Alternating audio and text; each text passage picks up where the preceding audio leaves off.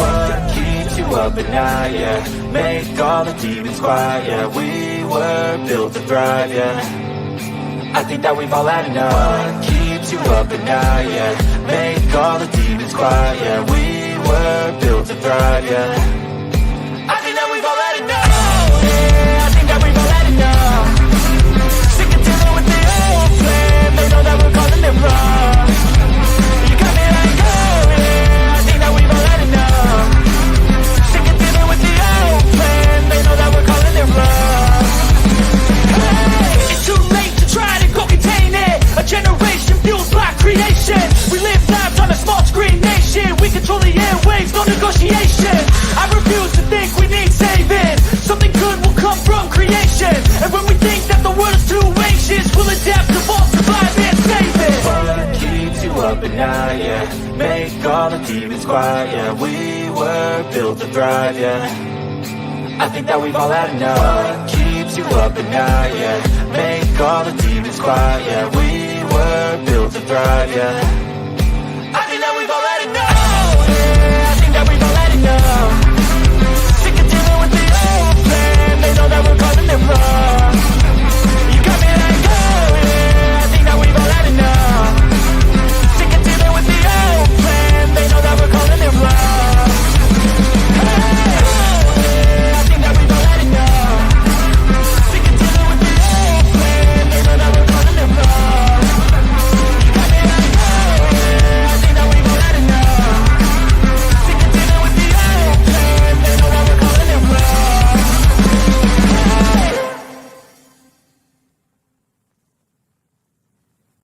Nobody is coming to save you. Get up. Be your own hero.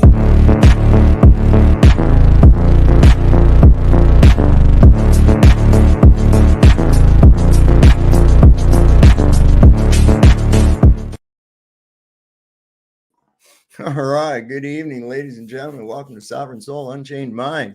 Coming to you live, 250 miles above your imagination in the International Fake Station. I've got my good friend back here, Weetu Low, and he's just making sure I toe the party line tonight. Whoa, look at here. We got Droppity with MCAX here tonight.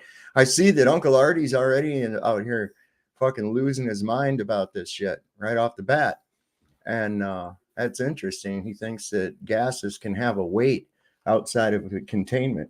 Show me one. Yeah, all right. Let's see. Oh, yeah. Yeah, I feel that. Yeah.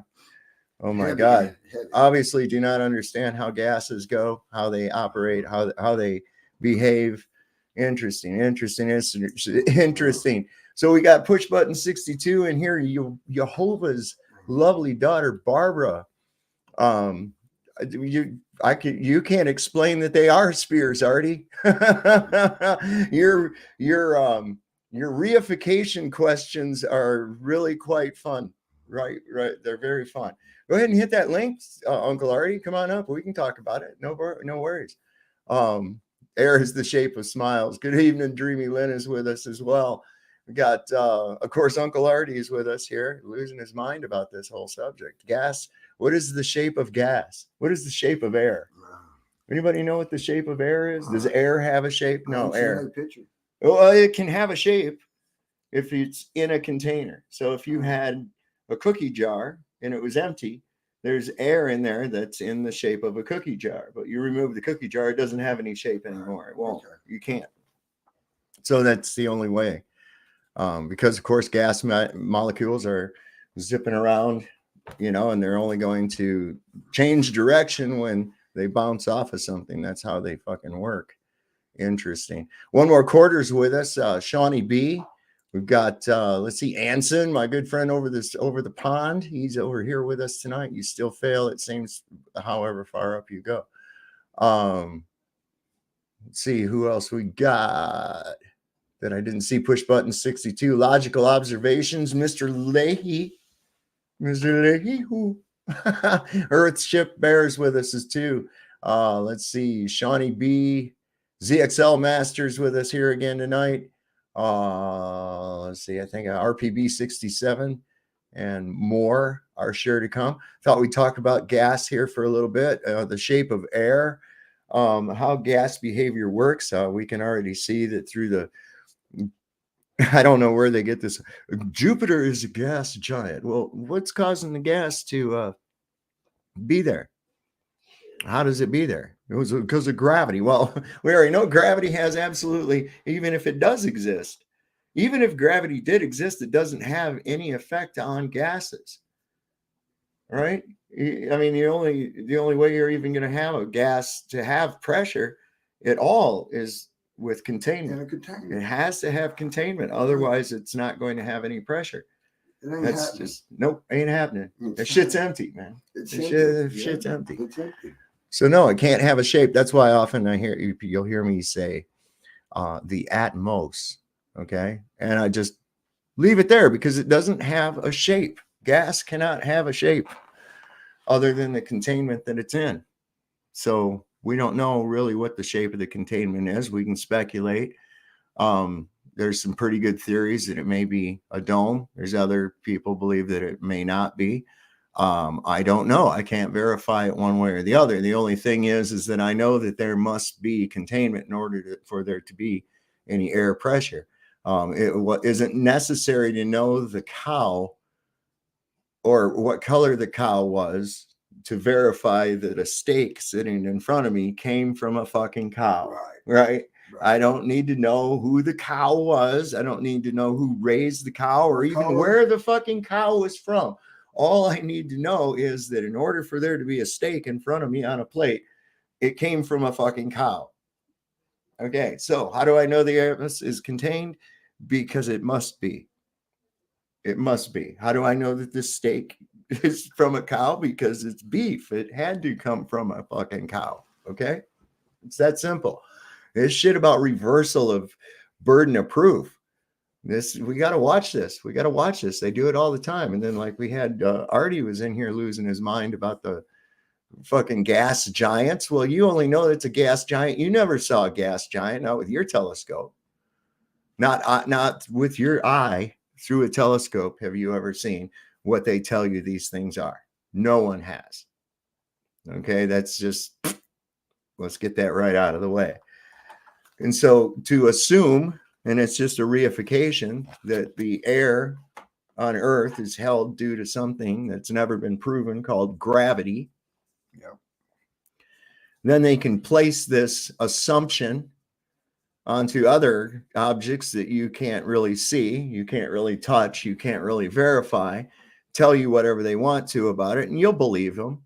You'll believe them because after all, they're scientists, right? Or that's what they call themselves anyway. You know, there are people I know that call themselves physicians that aren't worth a fuck. Who's that character we got here that he amputated the wrong leg off of somebody, man? Yeah, Hong. Yeah. Two people shots back to back and killed them. Yeah. I mean, wow. Yeah. So that doesn't mean anything. Yeah, I mean, it's so when somebody says I'm an expert or I'm this, that, or the other, it doesn't fucking mean anything. I know a lot of people that claim a profession and they suck at it. You know, just because they claim it. I mean, we know a lot of people that claim to be carpenters and they ain't worth a fuck. Right. You know, I mean, but hey, they still do it. So this is what you have to be careful with is putting your trust off into shit, especially when it comes to nonsensical things like this that you haven't even thought of yourself. So what is the shape of air? Anybody, it doesn't have one. Okay. What is the weight of air? Well, air or gas can only have a weight when it's in a contained volume. And that's going to depend on the amount of the volume that's contained. That's all you got. But outside of that, no, there's Crunchy Bee lurking. But I noticed you showed up to let us know you're lurking.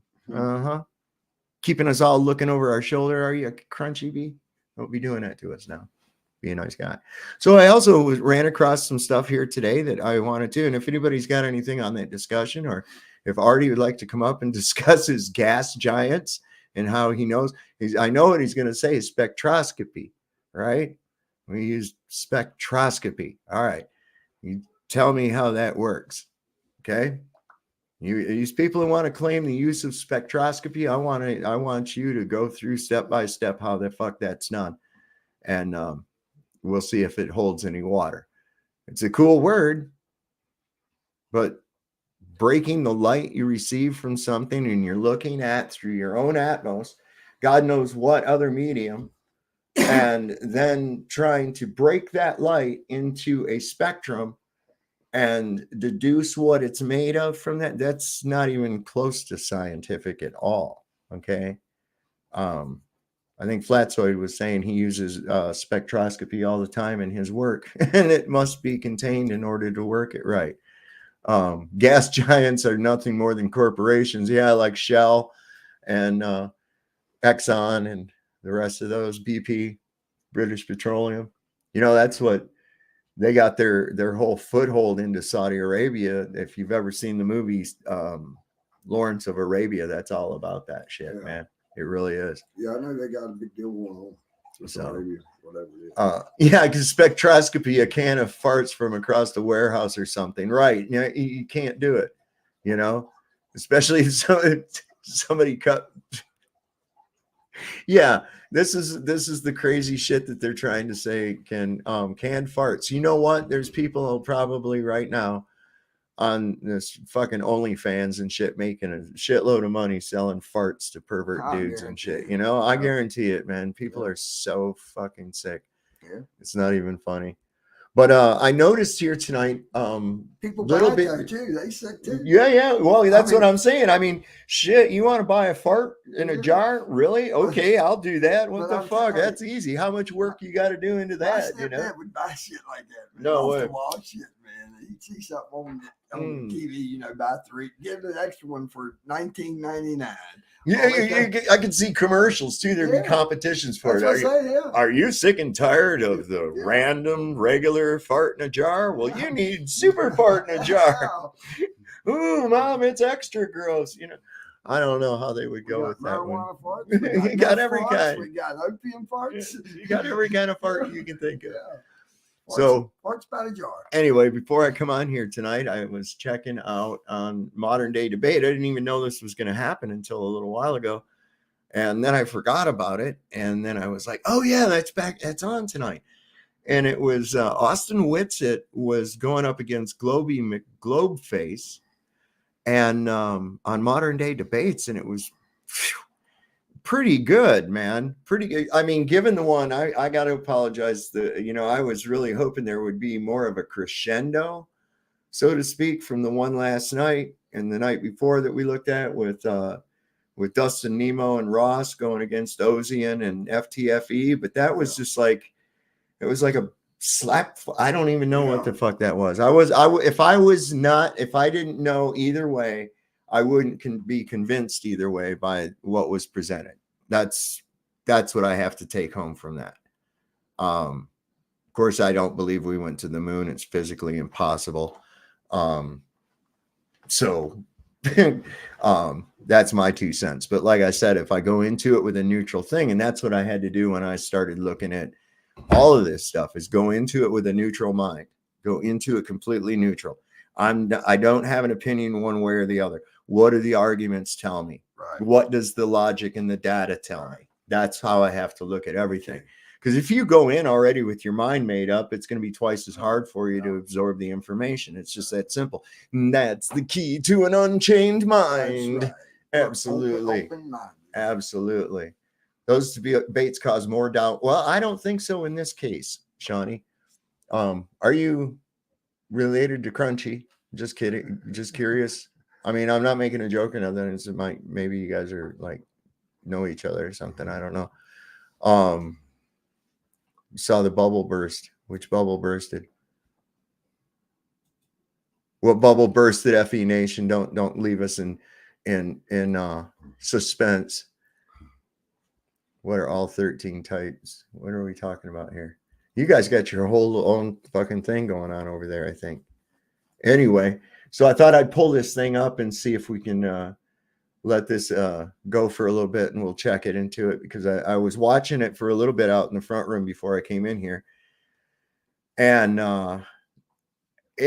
I was at a point where I saw where Globy McGlobeface. Who the fuck thinks up that name? I mean, it's kind of funny. It's a funny name. It really is. But Where they come I would expect somebody with a name like Globy McGlobeface to be like more kind of humorous in their presentation type shit, you know. Yeah. Whereas, you know, I don't know, the name just doesn't fit the personality. You don't know any Crunchy? Okay. Well, we have a friend of ours here at the show, Crunchy B. He's a pretty cool dude. Maybe you'll see him in here sometime. He was lurking. He let us know that he's lurking, Shawnee. Yeah. So anyway, I got this queued up to where it started, and I think this would be good because, listen, my man Austin, he puts down shit. And again, this is what people do, and I think it's funnier than shit. Oh, Austin just said a bunch of word salad, and it's like, tell me you don't understand what he said without telling me you didn't understand what he said. And I listen, sometimes I go, what the fuck did Witsit say? And I have to back it up and listen to it again. And I dissect it, and I'm like, okay. But he's like, I do that sometimes too. Hey, Melodome, what's going on, my man? You know, why use 20 words where you can use 3, right? But the problem with that is a lot of people don't understand what these words are, and a lot of this. So what I try to do is, if I do use them, I break it down so that it's in an understandable sense, so that it's something that's relatable. You know, because a lot of times, and people will shut down when they hear words like that. They're like, oh, fuck, it's like school again. No, stop, quit, you know, and it's just a natural reaction. So anyway, let me get this going here, and we'll see where it goes. I didn't see the very first part of it. I only caught like in the middle, and it seemed like it was pretty good. And I thought, you know what, I'm going to share this. If people hadn't seen this yet, they need to. It's pretty good. They get into a lot with perspective. And that's one thing that I like Witsit for, is he's got the math shit. You know, he's got the math. That's the thing. Yeah, I like when they're not trying to sell tickets to something too. Just go over here. Yeah. Which one now? Yeah, nowhere. Which math? This guy? Yeah. Yeah, that's Witsit. Right. That's Austin Witsit over here on the right. And this is Globy McGlobeface. Yeah, this is Ryan. I have to say, Ryan did a pretty good job moderating, but there wasn't, and the guests seemed like they were already, you know, pretty well behaved. So that's pretty, unlike the last two nights. It was just people interrupting over top of each other and shit, you know. Witsit is destroying Gooberface. Yeah, it was looking like that. Globy McGlobeface is an idiot. Yes, I'm getting that. In there, I was like, you know, I picture him as like he's a cab driver type guy, you know, or, you know, not being a cab driver is a bad thing or anything like that. I mean, it's just like, that's the kind of, I see him as like a New York City type guy talking on the street. Hey, yeah, go Mets, you know, or whatever they like, you know. Good evening, everybody. Welcome to Modern Day Debate. Tonight, we're going to be debating the globe phase, flat versus globe versus Austin. Geez, I'm reading this all out of order. My bad. Flat versus globe. It's because of your name. Globy McGlobe face versus Austin Witsit. And 10 minutes on the floor for you, Austin. Read the comments. Nice. Gets it all messed up. All right. I hear some audio, but I don't know where it's coming from. So heliocentrism has never been proven, and it's a religion. And so I guess I just saw the email. It says like keep Austin on subject or something. And I just heard it's globe versus flat, and it should have been assumed. I don't know what the echo's from. I think it's from someone else though, but I hear me echoing. I don't hear an echo, and I don't have any speakers on. Okay. I don't know. I do, but it's all good. Okay. I have no idea. All right. Anyway, so that's so annoying. All right. So, but obviously, the actual subject is that the Earth is supposedly a specific thing, and it's a model, right? There's a mainstream globe model. What is that, dude? And that's what we're going to talk about. So, heliocentrism is part of it. That the Earth is moving. Obviously, here they'll tell you that what is going on. That is just philosophical models. I'm so confused. I hear me talking delayed. Your talking is coming back to you delayed. Okay. Do you, Okay. Maybe I don't know what's going on. Ain't it fucking funny though? Every time it's the flat Earth side has some kind of technographical issue that Ryan doesn't understand or see. Come on, man. These guys got to do better than this.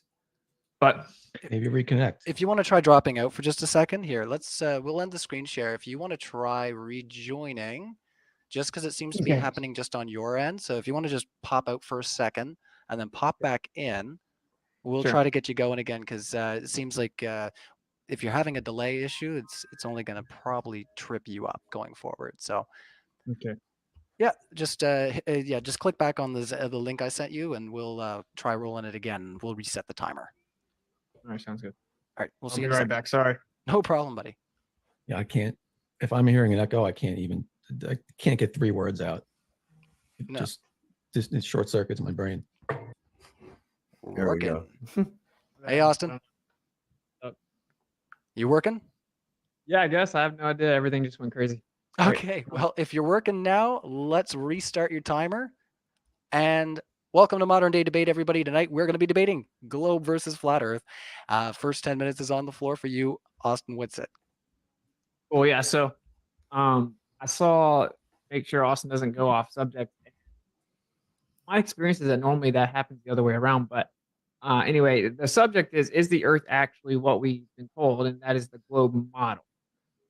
What always happens is people want to focus specifically on sphericity because they can't defend the vast majority of the model, but it's a model, it's a package deal. It says it's tilted, wobbling, spinning, revolving around the sun as a sphere, and that it's also curving. So here's a quick deception timeline of how this kind of was born. The idea was Cool beans, and Sean. here's the government's involvement with a bunch of stuff. Purely coincidental.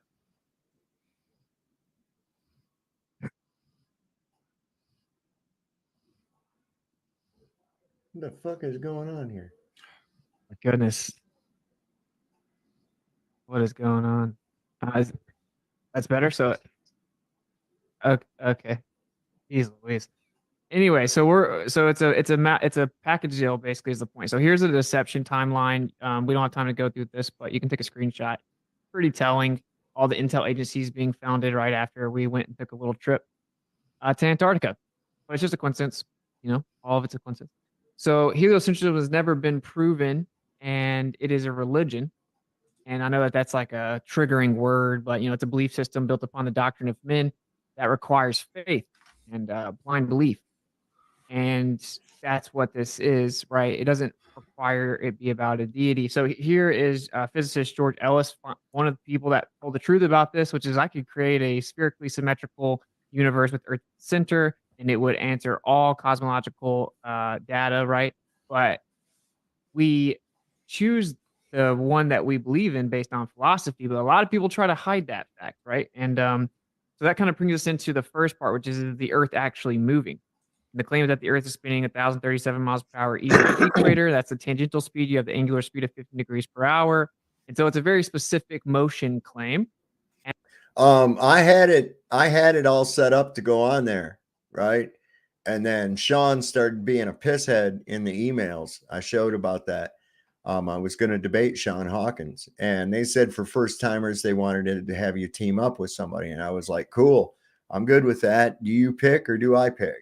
And he's like, I'm not going to do it unless he agrees to bring a map, a model, and some other fucking bullshit. And it's like, dude, you can demand those things, but all you want to, we'll talk about those in the debate, but you don't get to just start making fucking demands, And so they just emailed me back and says, looks like Sean's not interested. Oh yeah. And he said, oh, and I don't need any help. So he, it's like, look, it's not your platform. It's their platform. This is how they do it, man. So that was in the works, but yeah, I could team up with Iron Horse. Flatzoid and I have talked a little bit about doing something together on one of these MDDs, or on. I did one on Jeranism with Brenda.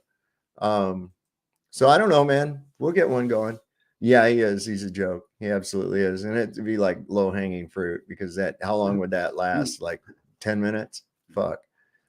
And that it's actually wobbling 3 to 4 different wobbles, depending on the source you look at. And we can't even replicate something actually simultaneously moving 4 different wobbles, but whatever. So these are the supposed motions, and we're tilted, wobbling, spinning, and then we're orbiting the sun 66,000 miles per hour while we fly through space.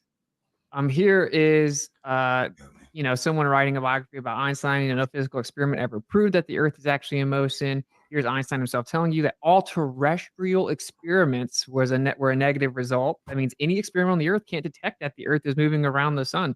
And if you believe in the current model, you have to believe that you can never actually measure, detect, or prove that it's moving around the sun. Anyone that doesn't agree with that disagrees with their model, and therefore we wouldn't even be really debating at that point. Yeah, they all act like that, Mr. Lay. That one night when McToon lost his shit and canceled the debate with who was it, with Ross and Matthew, and he flew off the handle that night, and it was very telling in his words. He does not get to appear on a show with me, like it's a privilege, like it's some kind of a wonderful thing to be on a debate with the guy. He's a childish little nonsensical asshole. I don't know why he thinks he's somebody. You're going to say that also there's a coordinate system, right? A kinematic equivalence in the coordinate system. If the sun moves around the Earth or vice versa, it's equally valid. Here he is saying that terrestrial experiments, he's saying no optical experiment. Even though I believe that the Earth is revolving around the sun, I've come to the conclusion that no optical experiment, optics and physics is, of course, light, can actually detect the motion of the Earth. And light is our most precise form of measurement for motion. This comes back to Michelson-Morley, the most grossly misrepresented test by every single person that argues on behalf of the globe. They don't know what this test is actually about. They claim it debunked the ether. If you throw the ether out, you still have to explain why it didn't detect the motion of the Earth. And I could just pull Einstein up. I've done it 100 times. They keep saying it. Einstein said, without the ether, we still have to explain why we didn't detect the motion of the Earth. Then they invoked contraction. They invoked time dilation. They said that the Earth is free falling in a straight path through the bending and warping of space-time, and Newtonian mechanics was wrong, and that is required to explain it. And then the actual measurement that was received had to be an instrumental error. And Einstein said, if it's not, then relativity is wrong and it collapses like a house of cards. Okay, so we're going to run through these, but this is them explaining. This is another quote explaining that, well, one option of Michelson-Morley was that the Earth's not moving through space. Objectively, that was one of the options. Edward Morley, Albert Michelson, Albert Einstein, Arthur Eddington, every physicist knew it. Hendrik Lorentz, they all knew that one of the answers was that the Earth is not moving, because that's what we would expect if it wasn't moving. Here's Arthur Eddington saying that you have to actually claim the apparatus contracted to explain it, meaning there should have been a measurement, but the apparatus contracted just the right amount to make it look like the Earth's not moving. So, long story short, the physical fucking thing contracted. Oh my God. Anything but being a globe. Anything to make it be a globe. Physical objects are contracting in fucking size because of falling in a straight line that looks like a curve. Mind wizardry. These fucking people, man. This is him explaining it. We can go through this later if we have to, but here I'm explaining that if it's not instrumental error, relativity is wrong. And here he is saying it again 4 years later. This is really grossly misrepresented, so I threw this in here. This is all the replication since then that have shown the same results. That it is an instrumental error, and it's been consistently measured. In fact, the fringe shift changes with altitude. It changes with the periodicity of the sun and the moon, and the solar motion, meaning it changes throughout the year. So, hang on, I'm going to get us a little bit better here. Hang on. So, the actual sky dictates what your interference pattern is. This is a major problem because the globe claims that there should be no interference pattern because you can't detect the orbit of the Earth. So that actually refutes heliocentrism on space right there. And this is Einstein saying everything occurs on the Earth as if the Earth's in a state of rest. So as long as we can be on the same page, there's a belief that the Earth is actually orbiting around the sun, but you can't verify it. You can't prove it. everything's going to happen on the Earth as if the Earth is in a state of rest. There's a kinematic equivalence, means any motion you see in the sky could equally be explained if the Earth is stationary. And that's what the model says. Anyone representing the model that says anything other than that are misrepresenting the model and not being honest. So, and then of course, the rotational claim we can get into as well, but the pendulum doesn't work. The ring laser gyro doesn't work, and we can get into the specifics of that. So, motion's never been truly verified other than reifying it and begging the question. And of course, the big one here is that the Earth is a sphere with a radius of 3,959 miles, means that it's curving at a certain rate. I think I am like 5 minutes in. So if you have the radius value here, and everyone knows what that is, the distance from the center of a circle or a sphere, then the Earth's going to curve at a certain rate. And for intents and purposes, up to about 1,000 miles, that's roughly 7.98 inches per mile squared. It actually gives the globe the benefit of the doubt. Actually predicts less curvature than the globe actually does. So that is beneficial to the globe proponents if we're trying to see if there is curvature for all observations under 1,000 miles. Now, what we know in reality is that the horizon is not a physical place. See, because that's very, very, you have to understand, as you increase or decrease the size of a sphere, okay, the volume increases or decreases exponentially. Now, why is this important? Because all of their fucking calculation of the Earth's mass and thereby, I guess, its weight and going around the sun, all of the orbital mechanics and shit is all cattywonk now. So it requires that. So if we do see a measurement or we can find a measurement that disproves that specific size, then what's that mean? It's devastating to the whole fucking thing. It's completely devastating. Einstein, Freud, agents, period, leading the people astray. Absolutely, I believe that 100%. Then it was both weird perverts, both of them. I mean, this guy, Freud, it was very obvious that he was infatuated with his dick and his mother. And he tried to put that through projection on other people. And the way this all started was we were told boats disappear over the curve of the Earth. That's how we know the Earth's a ball. Then we went out and we found out that no, the boat looks like it disappears, but when I pull out optics, I can see the boat again. So guess what they did? They moved the goalpost and said, but no, eventually you can't bring it back. Well, yeah, you're changing what you said. So let's start with step one. Definitively, you can prove that the boat appears to disappear, but actually you can bring it back. It's not because of the curve of the Earth. So therefore, boats can disappear in the distance despite it not being curve of the Earth. Now the horizon moves around. It's not actual. It's just where we got the word horizon was horizontal. It's a vanishing point in the distance. Everything in the sky converges down. The ground converges up. A basic perspective, we see that the horizon is an optical diffraction limit based on our angular resolution, and it's just an optical place in the distance. And it changes based on atmospheric conditions, etc. This is very interesting. So if you actually look at the angular resolution limit of the human eye being about 1 arc minute, right, which is approximately between 0.02 and 0.03 degrees, then it gives you an angle of exactly 0.0217062 degrees of the human eye. When you take the angular resolution limit of the human eye and you actually multiply it by a certain wavelength of the typical conditions assumed of visible light, you can actually end up getting the exact radius of the Earth.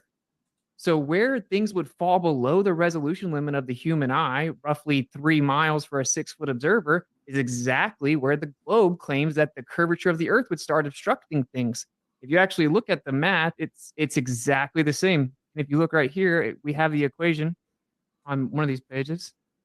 Oh, it's actually being hidden here. But it actually gives you, if you do the math and you assume spherical geometry is blocking it in the distance, it gives you 3,958.8 miles. And in fact, it matches up to like 10 decimal places, the exact supposed radius of the Earth.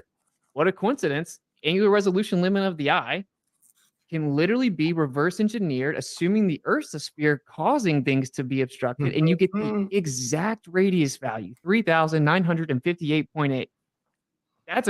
That's damning. That is damning. Reverse engineer using ocular limitations. Yeah. Perfect. That's what I've said all along, but he's got it right down to the numbers. coincidence. If you're a globe earther, that's a coincidence. So anyway, we could get into that if we need to. And then I'm going to run through, I think I have like a couple minutes left. We'll run through some basic evidences. So all minute and a half. All engineering uses plane survey, which is neglects any notion of a curvature up to 100 square miles. Then we do it in segments. That's 66 feet in each direction of curvature. Yet we have to assume the Earth is flat to actually build things. So when people say still no flat Earth evidence right after this presentation concludes, they would be neglecting all actual engineering in the real world. Specular reflections require a flat surface. You can't replicate one without one. Martin, he says, long live Bundy. Al, that is, not Ted. But you got to consider, man, Ted was quite, he was a ladies' man, you know? He was a ladies' man. Water was convex or concave. You wouldn't have that because you would have a diffused reflection. We have them over dozens of miles. Here's the horizon constantly moving, proving that it's optical. We have long distance laser tests. And here is a very interesting one. See what GlobeFace says about this. So on a globe, the horizon is going down and away from your feet in all directions. It's a globe. But as we increase in altitude, the horizon rises with us. So as I get higher, the ground should be getting further and further away from my feet, down and away from me. On a plane Earth, it would rise with us. And that's quite literally what we see. So let's see if they get that right. And then I'm just going to wrap it up. We have long distance mirror flashes, radio waves. We could get into all the specifics later, but we have many different tests that have falsified the curvature of the Earth. If the surface of the Earth is not curving anywhere, what is it? So what we're left with is a stationary topographical plane. 10 seconds. And yeah, so the empirical evidence requirement is on those making the claim that all of that's just an illusion. And actually, the Earth is the exact opposite of what we see and use it as. So that's the burden of proof. All right. Thank you so much for that there. And we will thank Austin for his opening statement there. Just remind everybody once again, we are going to be doing super chats at the end of our discussion. So if you have questions for either of our speakers, the earlier you get them in, the sooner they're going to be asked. So 10 minutes on the floor. Over to you, Globey. And thank you so much for being here. Sure. Thank you. All right, let me share my screen. Ready when you are.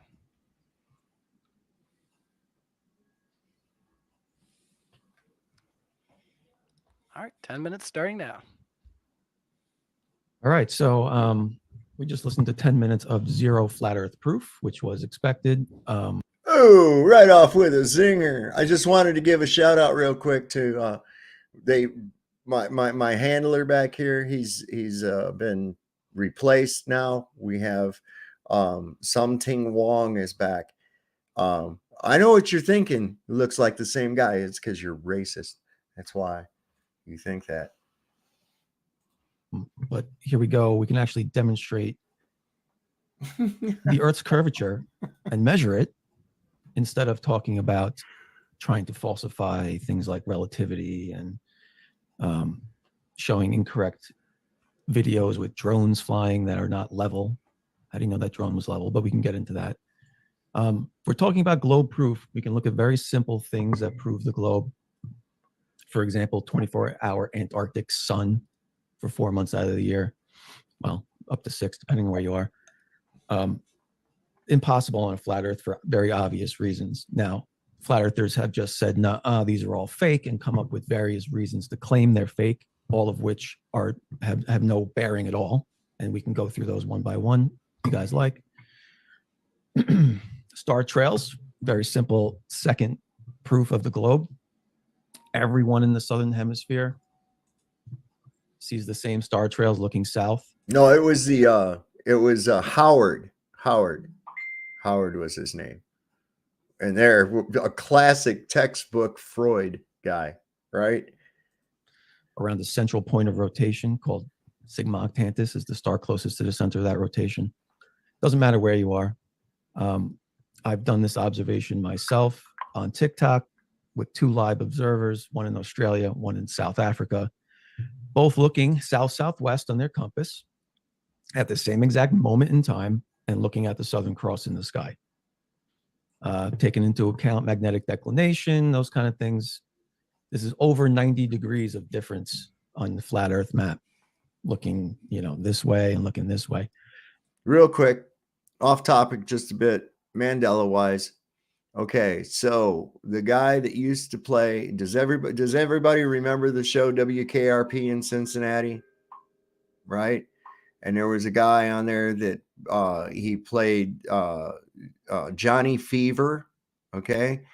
Who knows who that actor was? Howard what? What was his last name? Starts with an H. If you could put that in the chat, I'd be real curious to see what you come up with.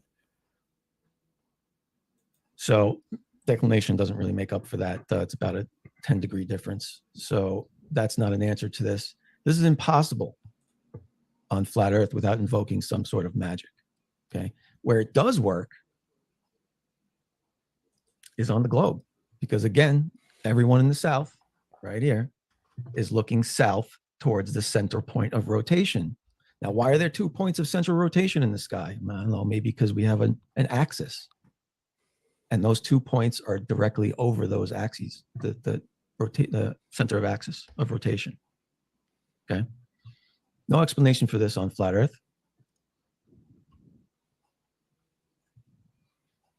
Another simple one, sunsets.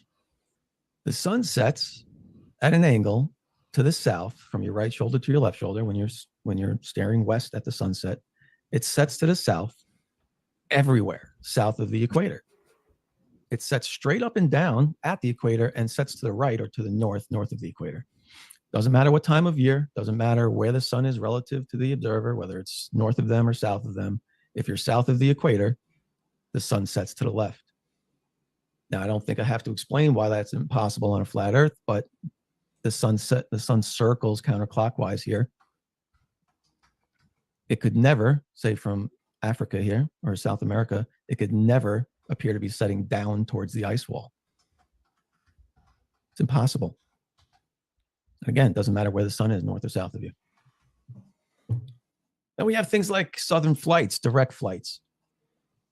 Qantas 64, for example, that flies direct from Johannesburg to Sydney, 12-hour flight.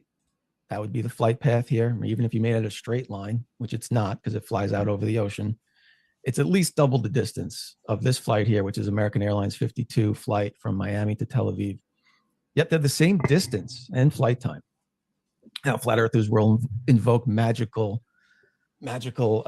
air currents that whisk the plane faster one way versus the other, yet they fly the same path there and back. So now you're going to say that magical air currents? There's nothing magical about them. They exist. We can show they exist. They go different directions at different altitudes. What the fuck are you talking about, bro? The air currents have to be flipping over the same point of the earth to try to make the plane fly faster one way or the other.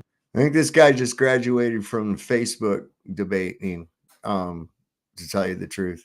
I really do, Shawnee. I think he graduated from Facebook, because I'll tell you what, man, I hadn't fucked around over there in a while, and then I went over there, and it's like, boy, are they ever the low-level fucking Globers over there, bro. They're like the bottom of the barrel, not got shit. But, really none of them do. It's absolute nonsense. There's many examples like this where, as you would expect on a globe, it's symmetrical, right? These are at the same latitude, north and south, these two flights. You would expect them to be symmetrical. You would expect them to be the same distance in time. You would expect all that. And that's what happens in reality. Yet flat earthers have to invoke some magic that doesn't exist and they can't prove. Okay. Time check. Yeah, right now you're at 5.5. All right. And last but not least, we're going to look at some Earth curve measurements.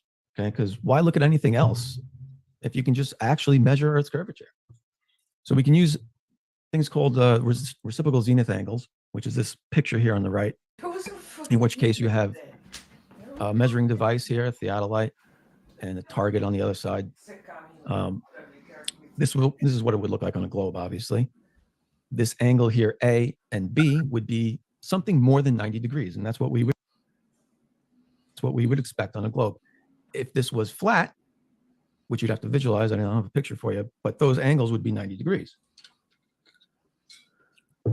So you can do this test over and over again, various locations, test it repeatedly, different weather, different locations, and measure these angles. and they should be 90 degrees on a flat Earth. Turns out they are never 90 degrees. They're always over 90 degrees.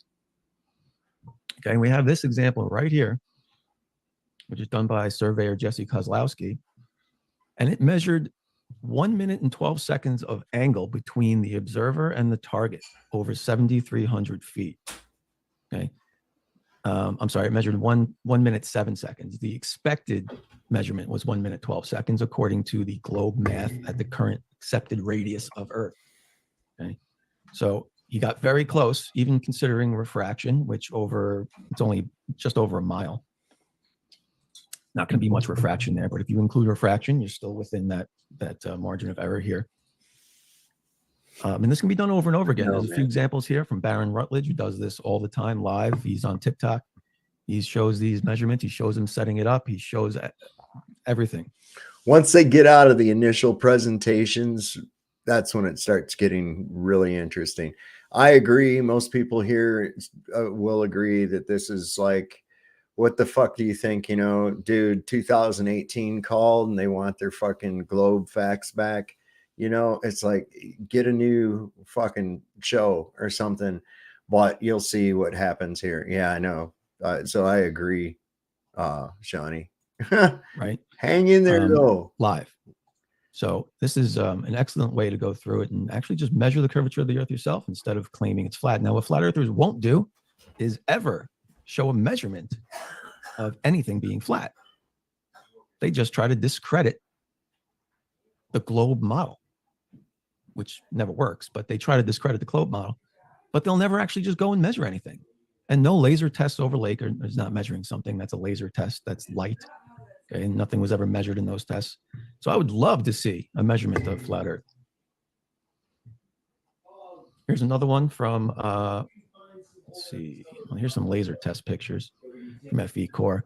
I just threw these in here to show why laser tests are inaccurate. You can see that bending light there. Lasers refract just like any other light. So that needs to be taken into account, which it never was in the FE Core demonstrations.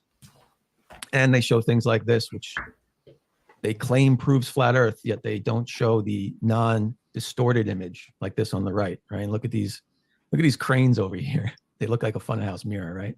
Obviously, there's heavy refraction going on there, but they'll never show you the clear observation day like this. Here's the measurement I skipped. It was the main surveyor. You can go check out his stuff. It's very good. Here you can say, I just show you that there's a link to the full YouTube video of him doing it, but the result was 180 degrees, 17 minutes. I'm sorry, 17.1 seconds. So this was, again, over 180 degrees, which proves that there is a tilt between those two objects. Okay. And this can be done repeatedly and consistently. Okay. There is no flat Earth evidence in conclusion. Thank you.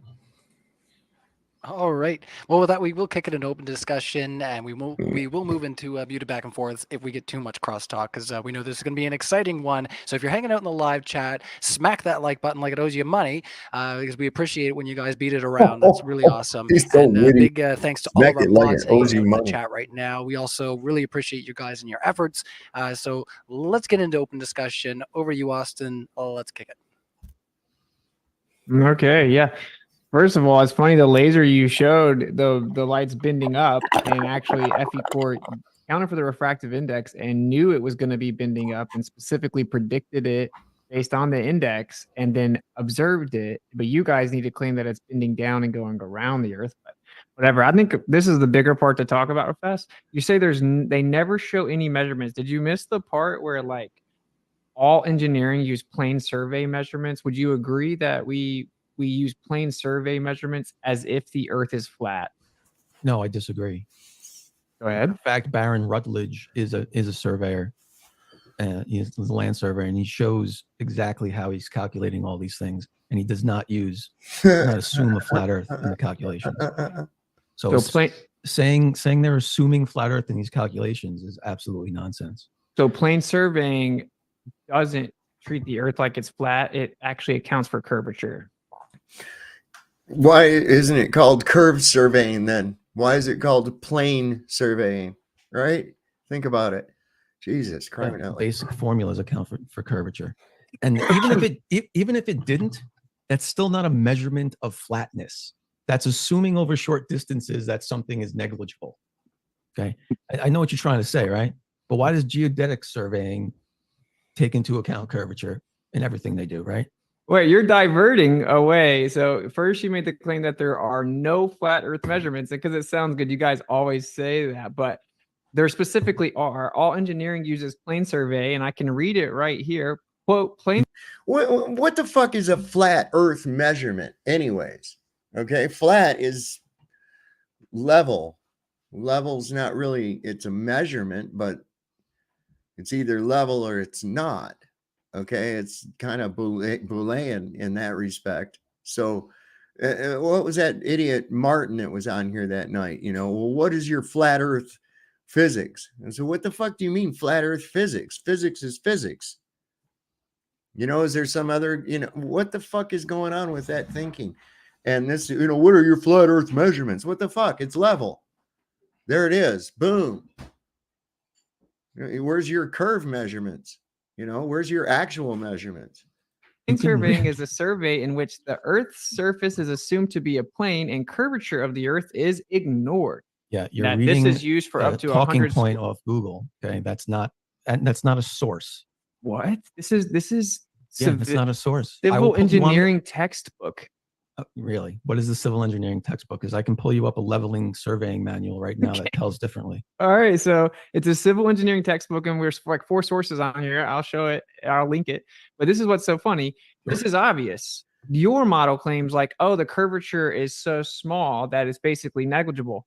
So when you look over long distances and assume that there's curvature, right, by actually cherry picking the data and then accounting for refraction and changing the R value, that is a measurement. But when it's more accurate at shorter distances using the exact same method, that is not a measurement. Is that correct? That's what you just said, right? How is it more accurate at shorter distances? Why would that be a thing? Because the accuracy of like a theodolite is much more accurate at shorter distances. This is why when we build, where's your hang up? What's got you hung up, John Fiber? What part of this has got you hung up? I mean, it's pretty basic, really. But let me know and I can address it. Why do you think that you live on a globe? Why do you think that you live on a globe that's whirling around, flying through a void? That'd be my first question to you, Josh. Just put it in there. Things we build them in small, like 100 to 200 feet increments of measurements because it ensures accuracy. Because as you increase turbulence of the medium in different types of conditions, right? The longer distance, you have to account for that more. That's why when they actually build things, they measure it in very small increments. So it's well known, and every surveyor will tell you that obviously the shorter increment measurements are the most accurate ones. That's because as you get further away, the curvature becomes more pronounced. No, you just said, why would it be more accurate? What? Yes. So what's your point? So you can see that the shorter measurements are more accurate. Yes, shorter measurements are always more accurate, especially then when why do you say why would they be globe. more? Why did you say why would they be more accurate? Please answer the question. Why over longer distances do we use geodetic surveying? Oh, because people assume the Earth's a sphere. It's assumptions. So when they build long distance things, we just have to assume things are curving to get them right. What long distance thing did they ever build that is assuming any curvature? Perhaps we should see about that that wall city thing that they're going to build over in Saudi Arabia, I guess it is. This guy's going to build this city inside of a big, huge wall. It's going to be 100 miles long or some shit. How much Earth curvature, I wonder, are they taking into account for that? None. Guaranteed. Right. Nope. Like long distance tunnels. No. So even when we build bridges, tunnels, all of that, for all engineering, for 100 square miles. Bridges are known to be diverting from each other, the towers. So that's a non-point. Again. Are you okay? So we use plane I'm survey. Okay. You're making things up. The towers of the Verrazano Bridge, for example, divert away from each other. Yeah. Measurably. The same way I just showed you the measurements of these theodolites diverting away from each other. because of tension and the amount of diversion in the bridge is nowhere close to what the curvature of the earth would be. The fact you guys still run around saying that the like 3 millimeters of diversion is earth curvature is pretty funny. You guys didn't just go do the math and prove that has nothing to do with earth curvature. It's based on the actual structural integrity of the bridge and the tension. But you're running away. Please show me I want you to please show me your acknowledge- reference on that. I want you to Please acknowledge. show me your reference on that. Wait up. I want you to acknowledge we absolutely do have flat earth measurements because you we don't. measure plane survey measures the earth as if it's flat for That's engineering not a flat up earth to measurement. That's an No, assumption because over a Just certain one amount second, of Austin, just because you have had the floor for a little bit here, so let's let Globy have a chance here to respond. he just interrupted me. over a certain distance, shorter distances, there are assumptions you can make that Earth, when I'm building a deck, I don't need to include the Earth's curve measurements.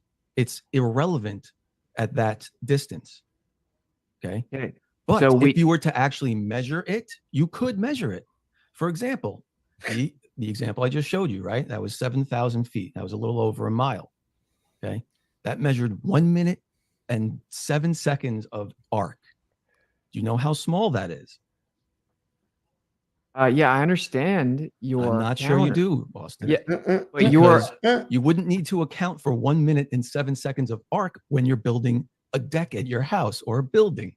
That's what you say, but over It's not 10 what I say. miles, over We got 10 Austin as miles, well. over Go ahead. 10 miles, obviously it's going to be important. Certainly when it's 100 square miles, which means 10 miles in each direction from where you're starting. So that would be significant feet of curvature drop that you Sure. completely neglect in reality, according to all plane survey and engineering documents, textbooks, and even government documents talking about engineering. This is basic stuff.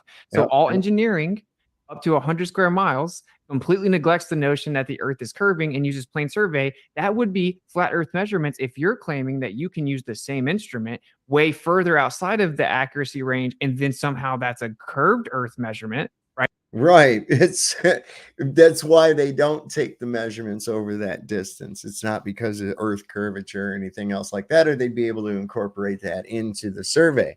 It's plane surveying. Okay. So they stitch this plane surveying together into a big picture. Okay, basically.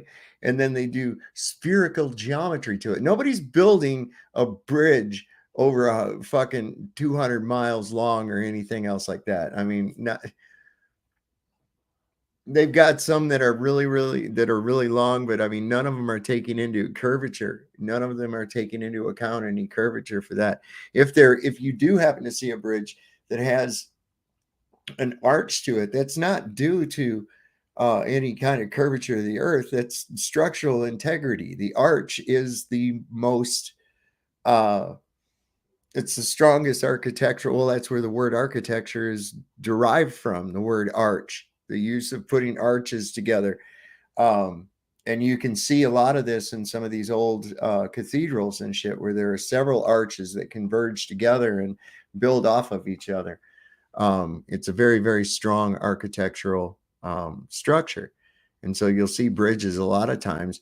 If it's not incorporated in the very top of it, you'll see that arch work in the underside of it, if not even done with straight lines to produce an arch.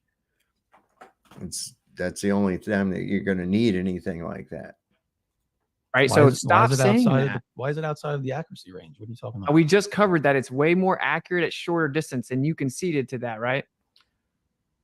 Depends on what you're measuring. This theodolite in this observation here was a T2 Herrenberg, and it's accurate up to 20 miles. Up to 20 miles. Okay. Wait. Did you or did you not agree that shorter measurements are more accurate? You're just conflating the issue now. This theodolite is accurate up to 20 miles. Okay. That's okay. This is what's a fact, right? Say with your reciprocal zenith angle, since you obviously won't concede that we do have flat earth measurements objectively because we have you don't.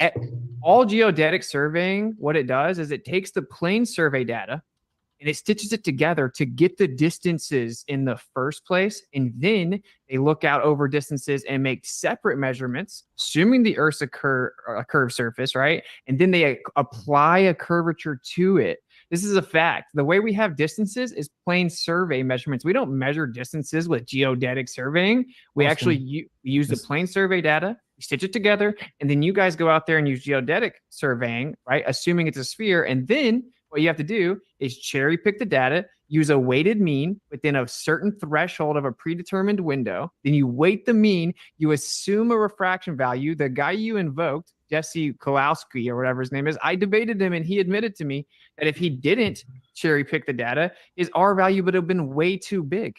Guarantee he didn't admit anything of the sort to you. But anyway, He literally did.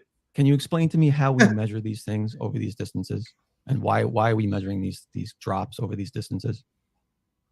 Okay, sure. And So- why do they match? Why do they match the curve of the Earth?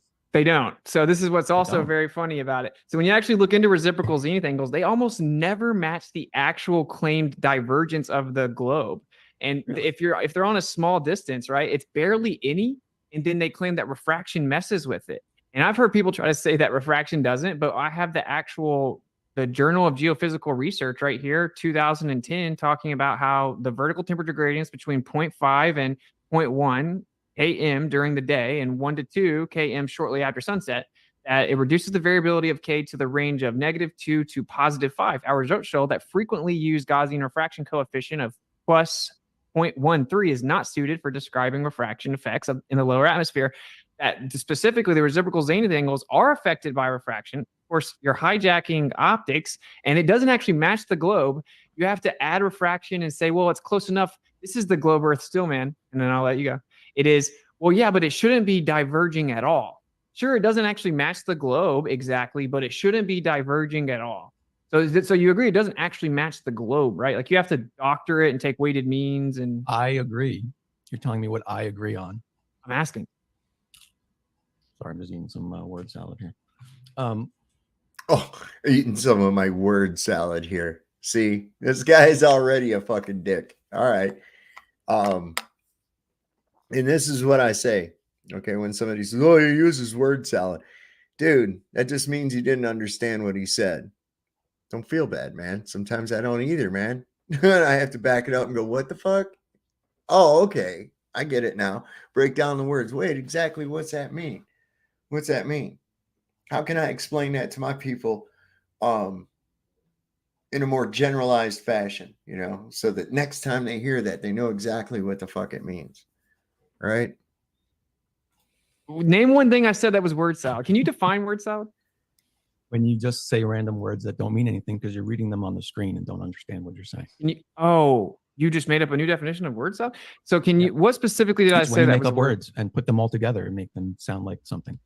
But word salad's incoherent rambling that doesn't have any meaning. Yeah. Can you explain what you just said then in simple terms for all of us? Yeah, I did already. There's refraction. No, you didn't. You read off your screen. Can you explain it? I explained it. There's both vertical and lateral refraction that happens in the atmosphere, admittedly, right? Even you have to account for these in your reciprocal zenith angles. I talked to Jesse specifically about the measurements you're invoking. I debated him about them. He admitted that you have to account for refraction. He said that when you account for refraction and you take a predetermined window, so any measurement that falls outside of that, you don't count them. Then you add a weighted mean to what you do take the measurements down as. So you're cherry picking. You're already cherry picking just the window you presuppose the globe would predict. Then you're going to put a weighted mean. So the closest to the globe prediction gets the highest weight, right? The most weight to get your average. Then you account for refraction. And he said, if you get within like 80, 85%, it's considered a success. I asked him then, what would happen if you didn't throw out the other measurements? He said, oh, the radius value you would get would be way too big. So that is objectively what they do, right? So that's just begging the question, reifying the globe model, many other things. It's cherry picking. So if they get within 88% of the accuracy that they expected, they accept it. That's what you're saying? They have to fluctuate it by 15 to 20% on average after throwing out most of the measurements, and then they get within 85%. Oh, they throw out most of the measurements. That's weird because he showed all of his measurements. No, he specifically explains that he writes down the ones within his predetermined window and assumes error or extreme conditions if it falls outside that window. That's just what they do, man. It's it. There's no need to come on here and lie like this. It's really That's all it's you got really is just to kinda sad. claim I'm lying. I know. That's what they always. You're lying. The fuck, dude. You can tell he's nervous as a whore in church. Though, look at how you can't sit still. Okay, so Yeah, you're claiming what you're claiming is all land surveyors are taking measurements, and then most of them are flat, and some of them don't make sense, and they just throw everything out and go, "Yeah, I like these three. These three work. I'm going to use those." no, let me help you out here, man. Earth's a They- globe. They assume the Earth's a globe. They don't think they're doing anything other than trying to go out and make more accurate measurements of the globe they think they live on. We have a predicted range of where the measurement should be if we are on a globe, right? We have a predicted value for standard refraction. We go out there, we make our measurements, and then sometimes they fall outside of that predetermined window. It's called a tolerance.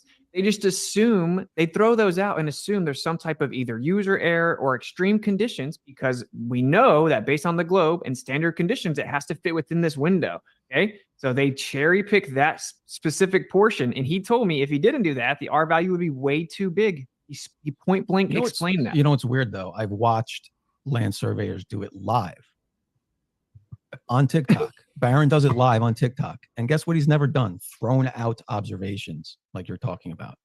Really? So he went out there and made a measurement live on TikTok and it immediately matched the globe. That's your claim? Yeah. Really? What was the refraction he accounted for? Standard atmospheric refraction. So We're only standard talking about atmosphere. a few thousand feet. Yeah. See, you see the point though, is that a few thousand feet, it's not much divergence. Yeah, Make there's sure not gonna that be the much audience refraction. understands what, make sure the audience knows what we're talking about. If you're on a globe that's Yes. My wife just texted me. She's from downstairs. She messaged me with a screenshot from the TV. She was watching some show and it had Howard Hessman and it was spelled Hessseman. And she goes, "Do you remember his name being spelled?" She goes, "How is this guy?" And she showed a picture. What's his last name? And I put Hessman, Hessman. And now apparently it's got an E in it. How are we doing on that? Let me see what most of you remember. Let's take a look here. Yeah, it's 69% remember it the way that I do. I think the first time I really became aware of him was a television show called WKRP in Cincinnati. There you go. There you go, Greg. Measures distance and measures angles.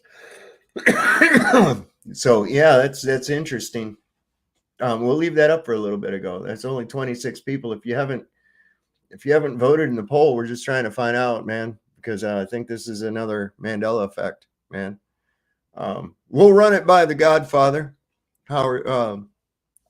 You know what I'm saying? We'll run it by Brian Staveley, see what he's got to say about it, and hopefully, maybe it's someone he already knows about. I don't know. He's pretty big in the loop, man. So we'll find out. I'll run it by him. 25,000 miles in circumference, right? And then you drop a plumb line. Flat Earth, it's perpendicular to the plane Earth. On the globe Earth, you can treat it like it's perpendicular to the plane Earth, but it's just a tangent and it's down relative to the center of mass. So as you increase distance away, they'll start diverging out on a globe. Mm-hmm. At 2,000 feet, that's basically nothing. That means it would basically diverge out like nothing. Like nothing? Right? Like what's the measurement on nothing? Just an incredibly small amount. But you know what we're talking about here, right? So what's the amount? Incredibly small. Okay, incredibly small. Okay, so it's so small you can't measure it, is what you're saying. No. You could attempt to measure it, but it's known that refraction is so much stronger of a variable within that. That's a fact. Within 1,000 feet, within 2,000 feet, refraction is almost negligible. No, it's not, dude. Yes, it is. Okay, so I guess that this Journal of Geophysics go to Walter Bislin's calculator and put in 7,300 feet and put in standard atmospheric refraction and see what it gives you. The Journal of Geophysics is wrong. So this is the truth of reciprocal zenith angle measurements, is that they don't ever actually match exactly what the globe predicts. When you make that small measurements, it's very small amounts, and it's never going to be exactly what the globe predicts, even though it's a very small amount. Nothing's going to be exact. Okay, but that's not a fair requirement. No, okay, cool. Now here's the main problem here. This is what you should be saying. But on a flat Earth, they shouldn't diverge at all. If to make the claim that they match the globe, that's not true. You have to cherry pick the data and then weighted mean it based on the presupposed R value. That's how you get your weight that you apply to the measurements. Then you use refraction. You move it around by assuming this is where it should be. This is how far off it is. There must be this much refraction. That's how it works. How come nobody with a measurement device has gone out and measured this to be flat? Well, we just talked. How the fuck do you measure flat? You don't measure flat. I mean, you can test for level. What the fuck are you talking about? I don't understand this guy's vernacular. Talked about how everyone in the world has actually gone out to measure the Earth. I didn't ask you about assumptions. Okay, I'm not talking about surveying assumptions. Why didn't anybody take a device and go measure over a certain distance and say, "Yep, here's some flat Earth evidence"? We have done that. Oh my God, where in the fuck have you been, bro? Don't they have iPads in prison? Because we know the plane survey. We know the plane survey method works because we use it for not what all I'm asking. distances. You know that's not what I'm asking, Austin. But you agree it works. I agree you can assume things are flat over short distances and still build something accurately. And your That's not measurements what I work. asked. Awesome. And That's you not need what them I to, asked. you need them for distances. Everybody knows that's not what I asked, Austin. Why has it never been measured? It literally has though. Why haven't you gone and rented a theodolite, gone and done a measurement, and proved the Earth is flat once and for all? Why have you not done it? Because it's done every day. No, it's not. You're talking about assumptions. No, you're assuming that if you increase the distance and assume it's a globe, that somehow proves that it is, but it doesn't. You claim You're that saying it's because I can build my deck and not take into account the Earth's curvature, the Earth is flat. well, That's what I'm saying nonsense. is, If you if had an there's inch- 66 feet of curvature in all directions and you just completely neglect it and are able to build canals and runways and bridges and railways, that would be positive evidence towards flat Earth. To say that there's no measurements of flat Earth is ridiculous. Now, what actually Show happens me at one. Where what is happens it? at greater distances, you hijack perspective. You hijack the way that we see, and you claim it's the Earth curving. And even though it almost never matches the actual globe, you claim it all matches it because you go to your little website and move a slider around to make it match. And you act like it's scientific or something. Okay, so there's no actual measurements of flat Earth. That's all I want you to admit. And it seems you've admitted it. All plane survey measurements ever for all engineering ever. That's not a measurement. Plane survey measurements isn't a measurement. You take a measurement. It's not a measurement of flat Earth. You take a measurement and you assume it's flat. No, and then it's Even accurate. if they're doing that, that's not a measurement of flat Earth. I Then want it's to see some accurate. data. How come there's no data about measurements of flat Earth anywhere? No, then the measurements are accurate. You go out and assume a globe Earth and make geodetic measurements. To even do geodetic surveying, you have to use spherical trig, bro. What are you talking about? If you assume it, it doesn't count. Oh, so this is actually a wash. In fact, it's worse for you because you're making because you actually have to assume the Earth is flat to build things, and then what your side does is takes all that data of flat Earth, stitches it together, and then says, "I promise it's not flat anymore." That's a fact. It's Austin, just a fact. If Earth's a globe and you're going to build a long bridge, so for the towers, for example, right? Wouldn't they just need to be plumb to the Earth at both locations? Well, yes, in reality, they would be Reality, parallel. That's what you're right. saying. Well, Yeah, no, you would build them plumb to a location. If Earth's flat, they would be parallel. If Earth's not flat, they would be diverging Sure. a small bit, right? Yeah. Okay. So And when we they- do that. And when That's they what we do diverge, you say, "Nuh-uh." No, I'm saying that They're you not claim diverging. that you claim they diverge, but you don't account for perspective at all. Perspective. How does perspective make things diverge? Okay. Two towers of a bridge. Okay. So now you're diverting away. So you're saying you made You residuals. diverted. You brought up perspective, not me. No. You're looking through optics to make your supposed measurements. How is bringing up how you see diverting away? So when you make measurements, perspective changes the calculation. Perspective and refraction are automatically included in what we're seeing. Perspective changes calculations within things like theodolites. Is that what you're saying? I'm saying you have to actually account for perspective. That's right. And the atmosphere. And this was so funny.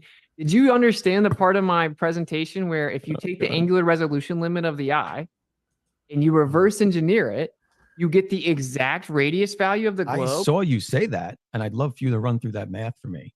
Okay. with a And then you're going to guarantee. concede. And then you're going to concede I'm going to concede. Yeah, I'm going to. What am I going to concede? that if you Let's take run the through it. actual, if you take the angular resolution limit of the eye, Mhm. right, that you can get the radius value of the Earth to the exact decimal place. Sure. Well, I want to see what you're talking about because it doesn't even make Okay. sense. Okay, but whenever I show you, you're going to say it's just a coincidence. Well, you're I'm welcome pulling to, it up. you, I don't yeah, know what we're you're gonna welcome to say. do screen Let's see it. shares. We haven't done too many tonight, and I've gotten used to doing an obscene amount lately. So if you want to do some screen shares and have your references available, that's cool. I've managed to make it so we can see our speakers on screen, so that's really cool. Speaking of our speakers, I will let everybody know that if you're watching this on podcast, our speakers are going to be linked in the description and on our YouTube description. So check them out there if you enjoy what you're hearing from Globy or Witsit. And Witsit's got his share ready there. God, I Background know, that light. John. I know it's all the fucking time. These guys, they do not understand how foreshortening works. They don't understand what perspective, anything about it. And it's because they've been so fucking immersed into two-dimensional orthogonal geometry that they're lost in this two-dimensional fucking world, man, in their head. Like button, everybody. Go ahead, Austin. All right. I'm on the wrong screen, so I'm going to clip. Let me come over here. All right. The angular resolution limit of the human eye is about 1 arc minute, or approximately between 0.02 and 0.03 degrees. Optical information loss occurs when the angular size of an object is smaller than the angular resolution. This angle at 0.021706.2 degrees and an assumed light wavelength of 666 nanometers, you can derive the radius of the Earth. If you look here, the horizon gain for a 6-foot observer across that amount of degrees was inverted as height information loss across the same angle. And the two angles were used to construct a sphere or globe with a tilt angle of 0.0434124 degrees, which is just the first amount doubled, right? So then what you would get, this angle represents the 6-foot drop from a 6-foot observer across the average horizon distance of 2.9 miles. The depiction here is the easiest way to understand it. Either A, we're losing information in the distance because the angle of view in relation to the tangent is actually falling below the resolution limit. So you lose resolvable information, or it's doing that at the same exact distance because the Earth is a ball. So what a coincidence that the angular resolution limit of the eye that tells us that we'll lose resolvable information, right, can be used. That same ratio will give you, if converted to assumed spherical physical obstruction, will give you 3,958.8 miles. I'm sorry. So- Did you have something in here that showed us what the calculation of the radius from the angular resolution is? Yeah, sure. Here you go, right here. So if you look at we just covered the angles, right? You got the angular resolution limit of the eye, right? Okay. So if you look at the formula here, you have quote unquote the way that you would get the radius of the Earth. You assume that the information loss is actually because of a physical obstruction as opposed to resolution. So you would just make that assumption. You would say, for example, you'd go out onto the ocean and say, look, the boats disappear at 3 miles for a 6-foot observer. A, it's because the boat's getting down below the eye's resolvability, or B, because the Earth's a ball and it disappears around 3 miles. Okay. If you assume it's the latter, that it's because the Earth is going behind the curve of the Earth, then you would take the radius of the Earth and you can take distance divided by the tangent times twice the angle, the theta, the viewing angle. Right. And so when you do that, then you now get 2 theta, which is 0.0217062 times 2. So you get 0.43412. The distance equals the distance to the horizon, which is 2.999547. These are the values that come from the eye, the human eye. And then when you wait up. It's so wild to me. I think it's wild. So when you actually take those values and you plug it into that formula, which is right here, again, radius of the Earth equals distance divided by tangent times twice How do we theta. get that formula? What? Right here? No, I didn't ask where it came from. How did you get it? We just covered how we got it. We just covered No, how we we got it. didn't. We did though. So, No, we so didn't. the angular resolution limit of the eye, Dude, here again, I'm gonna have to tell you one more fucking time, Globy. Jesus Christ, dude.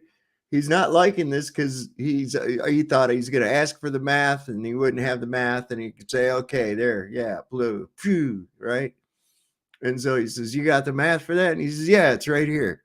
And he says, look, it matches up with exactly how the human eye works. Isn't that some fucking shit? right?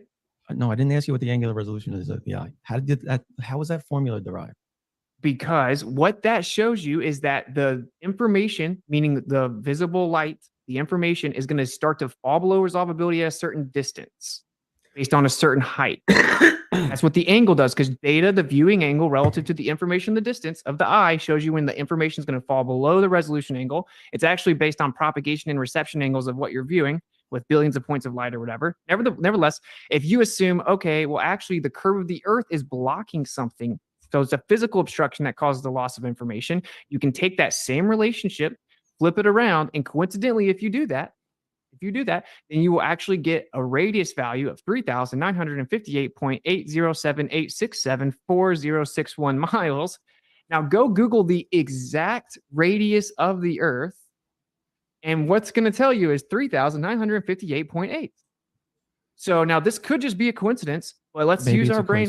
Maybe it's a Use our- coincidence. Maybe. I knew you. Okay, it's a coincidence theorist, but let's use our brain for a second. Now, people back in the day, they didn't have very good optics, I right? like that. So they went out there. I'm gonna stop sharing. They went out into, say, look at the boat or whatever, right? And then it disappeared. They're like, man, why does the boat keep disappearing? If they were trying to think about if the Earth was a sphere, they'd be like, the boat's going behind the curve of the Earth, reasonably, right? So they'd be like, well, it pretty consistently disappears around this distance. If you assume it's going behind the curve of the Earth, then you would get that value, because if it was your eyes, right, it would continuously fall below resolvability at that distance, right? And so you'd be like, oh, but you would think that's because of the curve of the Earth. Now, what has happened since then is we pulled out binoculars and telescopes and cameras, and you can bring the boat back. Objectively, I've done it hundreds of times. You haven't done that ever. Oh my God. I absolutely have done that. If you go out and everyone Would this motherfucker been in a box his whole life? I mean, how could you call yourself Globy McGlobeface? And that's his full name, Renee. That's what he calls himself, Globy McGlobeface, like some kind of a Happy Meal. All right. So he's Globy McGlobeface, and you've never seen the hundreds and hundreds and hundreds of videos of people bringing shit in after it goes over the curve of the Earth and bring it back into view. Never seen that before. You've never done any such thing, he says. Fuck this guy. can do this at home. You've brought it back in past the optical. Yes, with yes. my Just of one my second there, eye. Austin. Just because you've had the floor for a little bit here, we'll let just a second for Globy to respond here to some of what you shared there in your screen share, and let's carry fair on. enough.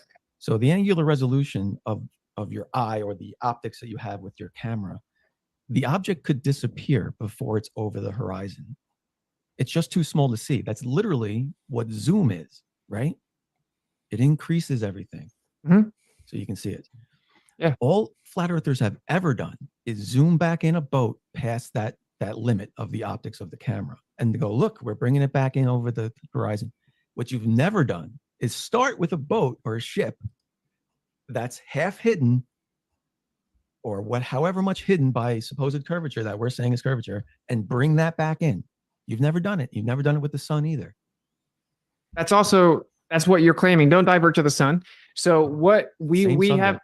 you have to follow the actual argument you're trying to divert with your talking point. But when you go out and you see the boat disappear, this is just a fact, okay? If you go out and you look with your naked eyes, it'll look like the boat disappeared behind the water. And if you pull out a camera, you will see that boat again, okay? So that means when Aristotle supposedly in 350 BC said he looked at a boat and it went behind the curve of the earth, and he didn't even have a telescope. He had no idea what he was talking about. If he had pulled a camera, I would have saw the boat again. Now, coincidentally, the very distance that it would fall below the resolvability of an average height of a man, 6-foot observer, that's where the radius value comes from. Do you think it's just a coincidence? No, see, this is what I think. So what he would have seen if the boat was just too far away to see is a boat getting smaller and smaller and smaller until it disappeared because you can't resolve it anymore. Not a boat disappearing bottom up as it gets further away. Now, what I asked you before is where that formula came from, and you couldn't answer that question. Where does what come from? That formula. I just told you where the formula comes No, from. you It's didn't. based on the You observer. described what you think the formula means. I asked you where the formula Rayleigh's comes from. criteria. Rayleigh's criteria. So show us. I just did. So look, if we just covered that, because I want to get into how you're wrong about Let's not other cover stuff. it again, I guess. I just showed the whole audience. It's simple. It's like the angular resolution limit of the eye, Rayleigh's criteria. So you take the observer's height, and that's going to give you a viewing angle to whatever you're seeing in the distance, and you're able to determine when you're going to have information loss. Coincidentally, what the human eye is, right? The naked eye observer is going to see, coincidentally, right where the globe predicts it'll start blocking things in the distance. You keep saying Your that, answer but that's should not be, what I'm asking. your answer needs to be, that's just a coincidence. And then, I okay, didn't say it's a coincidence. I said did say it was a I coincidence. think you believe something you read without actually vetting it. And I think Rayleigh's that's wrong. criteria, the angular Not resolution Rayleigh's limit. criteria. Are you denying the angular resolution limit of the He eye? applied it to the formula for the radius of Earth. Okay, I- with a lot of assumptions, and you just believed it. Oh, you're not following, man. So what I'm saying is, if I am you went into that, This guy's like does not compute. I mean, I don't think he understood a fucking thing that was being said there. Both times.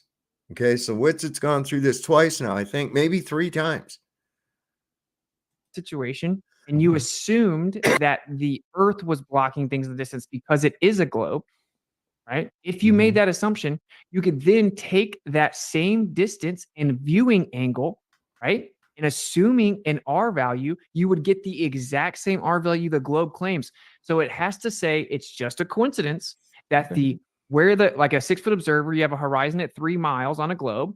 That's coincidentally exactly where you would start to lose resolvable information based on the naked eye on a flat Earth. And this would happen on a flat Earth or a globe Earth, right? We all have eyes. We all have human eyes. So now it would require, okay, and that means when you bring out different optics with more zoom, you'd be able to see further. And of course, that's what happens in reality. Let's see some examples of that. We got some examples of that happening. Of us pulling out optics and seeing far further than the naked eye. Bringing a ship back from over the horizon. So Okay, simple. Such a simple claim everybody makes. I'd love to see one finally. Yeah. So I can't show you a video of my naked eyes, but obviously everyone knows that if you go out, it'll look like I went and tested this claim. You should do that. Oh, so you're saying just with your eyes, not with cameras. Right. So we all agree that at one point, based on the conditions of that day, the boat's going to get to where you can't bring it back anymore. But you Everyone said agrees optics with that. brings it back. You said modern optics bring them back. That's what I'm No, talking I about. said that optics is going to bring it back past the angular resolution limit of the eye. Right. And on certain days, you're going to see the boat from way further away. And you guys will claim that it's refracted up. Well, right? so why has a camera never brought a ship back from over the horizon? Because it's into the vanishing point, bro. You lose resolvable. You can you can lose resolvable information. So when the camera's zoomed out and then you zoom in, you do see the boat again, right? But once you zoom all the way into the maximum zoom of the camera and then the boat disappears, obviously you can't bring it back again. And this is also going to be based on It's going to be based on attenuation. And the globe model claims they don't even account for attenuation and refraction, which is insane. Absolutely insane.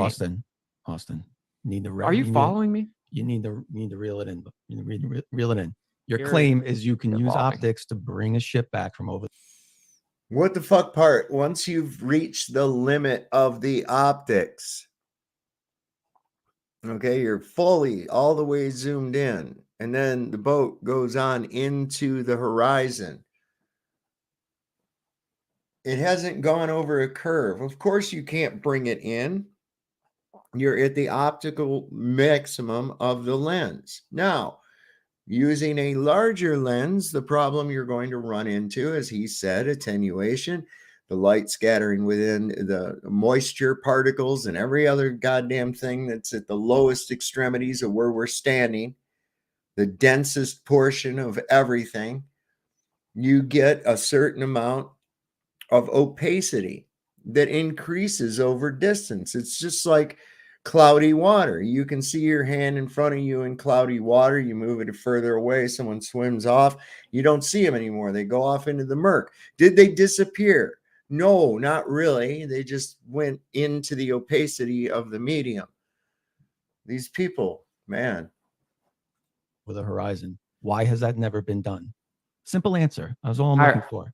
I said it has been done unless it's already. So then prove it. Unless it's already beyond the actual vanishing point at the time. I didn't say anything about beyond vanishing points. Okay, a tanker ship where half the ship's missing. Why has that never been zoomed back in and brought back into view? Are you saying coincidentally everything that's over the horizon is past the The convergence point of That's what the that's horizon what you're is. saying. Oh, okay. No, that's what the horizon is. Come on, So man. Your claim is that you can bring them back into view with zooming them in. I'm not You going to just repeat said my it. claim. The audience heard me say that with the Yeah. human eye, it'll look like it disappears. You can pull out cameras. So if I pull out binoculars, Pull out cameras check this out. Say I use my human eyes and then the boat disappears. Then I pull out binoculars and I can see the boat again. Then the boat disappears. If I pull out a camera, I can see it again. So as I increase optics, I can see further. Eventually, you But can't at what see any point- further. At what point in those scenarios was the object ever half hidden? Because I agree with you. You can wait till a boat gets so far away that you just can't see it anymore because it's a small boat and it just disappears. You just can't resolve it anymore. And you could zoom it back in. I agree. But it's never been done with a ship half over the horizon being zoomed back in, ever. Well, once the angular, the apparent size of the object gets smaller than the fucking the mirror line, the horizon line, all that little fuzz that's going on right there at the horizon, of course you're not gonna fucking see it, man. And by the time you zoom through far enough, you can't see jack shit at that distance anyways because of the fucking thickness of the atmos. Look, we got a lookout over here on the Massanutten Mountain. You can get up there and look across the valley. It's beautiful, man. And during the summer, if it's real humid, you can't see for fucking shit. You can barely see across the across the valley. Whereas when it's drier, you can see way further. Why? Because there's less fucking moisture in the air. Now, when you're over water, do you think there's moisture in the air? Fucking A, right, there is. And where's the highest concentration of moisture in the air? It's going to be right near the surface. Gee, I wonder why. Huh. Maybe it's because water vapor comes from liquid water. Yeah. Duh. Christ.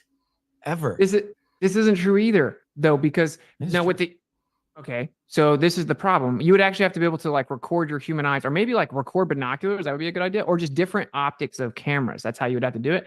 But more importantly, and you can zoom it in. This is the thing, right? There's a few things with things disappearing bottom up over the water. For one, obviously everyone understands the concept of like, if I hold my thumb up right in front of my face, I can block a building, right?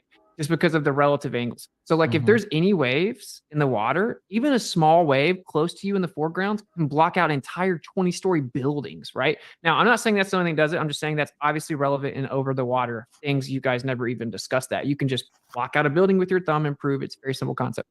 And then we also have the reception and propagation angle coming from that object is the smallest in relation to like the eye level at the bottom of the object. So if you account for Rayleigh's criteria, the theta, the viewing angle, is smallest at the bottom of the object. So it falls below the resolution angle first, or the resolution limit. And then you have attenuation being the greatest at the bottom of the atmos. So you would have to see things disappear from the bottom up on a flat Earth.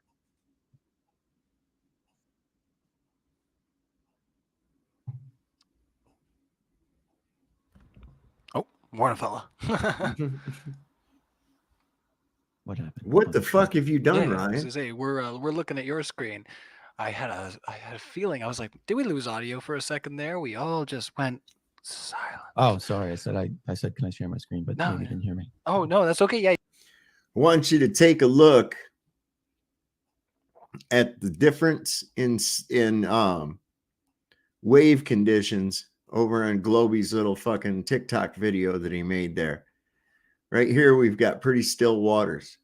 Right here, look at those fucking white cap waves. When you got white cap waves in the ocean, that's rough seas. Okay. Those are pretty good sized waves, 3-4 foot maybe. Okay. And what did we say about a wave over distance and things in the background? This guy is like intellectually, if he actually thinks that's something, I don't know what to say, man. He's either intellectually dishonest or he's really dumb. One of the two. Hey, yeah, of course. Your screen is sharing now. So sorry. You're good to go. This is what, like a 300-foot wind turbine? And you're going to claim a wave is blocking half of it? Anson, I got a rumor that they're going to be having on Wednesdays, they're going to have cricket McNuggets for in the cafeteria at the FEMA camps. So yeah, it's going to be pretty good, man. We'll be looking forward to Wednesdays. Have those cricket McNuggets. They're good shit right there. You're gonna like it. Would you like it? I said many things. Or the optical. Yeah, you did say many. You will eat the burger and you will like it. We have ways to make you like it, you Schweinhund. Things. None of them apply. Really, can you still man what I said? I stopped listening because I was starving from all the. Yeah. And I don't want to say the word salad thing. See, that's what I'm saying. You guys can never actually still man the arguments. It's pretty ridiculous. But the ground, the water is going to appear to ramp up in the distance. Sure. Right. You obviously have things in the foreground that are going to appear to block out things taller than that in the distance. You have attenuation rate being the greatest at the bottom, and you have the viewing angle of the actual points of light or information coming from, say, the wind turbines in relation to that vanishing point being the shortest at the bottom, the smallest angle at the bottom. So we would have to see them disappear bottom up. And of course, here's a video of a boat, when you zoom out of it, you can see as you start zooming out, the bottom of the boat disappears first as you start zooming out of the boat. So the fact you guys still deny this is wild to me. You want me to show you? It doesn't happen. Yeah. Okay, then let me just show you. And everything you just said was an immense excuse as to why these things are being blocked. Because there's no reason why the angular resolution at the bottom of the thing should be less than the top. What? It's because do you think that, like, if say there's a boat, do you think it's just one point of light, or do you think it's like millions of different little points of light? It's the whole thing. No, it's not. It's millions of different little points of light. So that's what I'm saying. You guys don't even understand. The whole boat is giving off light, and as it goes away, it's compressing into the distance. But there's millions of little points of light. So there's a different angle to the bottom of the boat than the top of the boat. Right. A different angle? Yeah, well, you're 6 feet off the ground, so there's going to be a slight angle change to the bottom of the boat versus the top of the boat. Okay, and that's very minuscule. It doesn't matter. It's that it's going to be smaller at the bottom in relation to the. No, it isn't, because if it's here, you're looking here at the bottom of the boat. As you're watching it go out, you're looking here. You're looking here over more flatness. When it comes through, your angle of view is going to be different when you're looking at that bottom of that boat, because your horizon's out here. Horizon, right? Now the horizon is where the ground appears to meet the sky. So the angle, the viewing angle, is going to be smaller in relation to that horizon at the bottom of the boat. It's going to fall below resolution first, meaning it's going to fade into the vanishing point first. It's just a fact. It's on a globe Earth. This also has to be true. It's not a fact, Austin. Okay, on a globe Earth, it also has to be true. No, it doesn't. Absolutely. But we beat this into the ground. We beat this into the ground. So, like, do you have any? Now, this is my opinion. This is how I actually look at this. Okay. People always say, like, no evidence for flat Earth, right? And like you said that, and people always say, and why do you talk about relativity? Because people are scared to have that conversation, whatever. But don't you agree that, like, on a base level, we experience the Earth, right, as if it's stationary and as if it's a plane, and as if the horizon's horizontal, right? And the globe Earth model says that, well, it's moving, but like its relative motion is so small that you wouldn't be able to tell, right? And that the Earth is so big that you wouldn't be able to tell it's curving. So that means on its face, using Occam's razor, that which requires least amount of assumptions, the Earth's a stationary plane until proven otherwise. So the globe Earth has the burden of proof. And I've never, like, there is no proof. We falsified the globe. So, like, for example, can As you go up prove in that? altitude, you can see curvature. No. But can you prove that the Earth is moving? You can't see curvature when you go up in altitude, or not. We've shown about that. The horizon would drop below you as you go up. It doesn't. You just start seeing more and more and more and more and more and more and more. You just increasing your angle of view is all, and there's no curvature. This guy's ridiculous. Rotating, yeah. How so? First off, trust your first point. You said you can't see the horizon's horizontal. It is not. As you go up, you can clearly see more and more curve as you go up. That's what you guys claim, but when we send up lenses that are actually more level, we see that it's flat, 120,000 feet up. A balloon with a concave horizon because you're using fish eyes. It goes, it bends every which way. And it's not just fisheye, rectilinear lenses. I've actually offered each glober that says this money. See if anyone's going to take the bet. Sure. So $1,000 bet that with a rectilinear lens, it still imposes curvature on the image. I see what it is. These guys have been using a rectal linear lens, and they're getting their information out of their ass. Not a rectilinear. They're using a rectum linear. Anyone want to take the $1,000 bet? Rectilinear lens still distorts and imposes very curvature small. on the image. Very, very, very small. That's the Oh, point. so it does. It does. And then it's gonna increase based on angle of view. And certainly if you compress an image like this guy did with his little balloon. But I just want to point out that like you think we're spinning, tilted, wobbling, flying through space, and you don't have any proof of that. Like, can you explain why you believe it? You're changing the subject. Because we've talked about this for the whole time. We have not talked about Earth, the curvature of Earth as seen from high altitudes at all. Oh, okay, yeah, whatever. All right.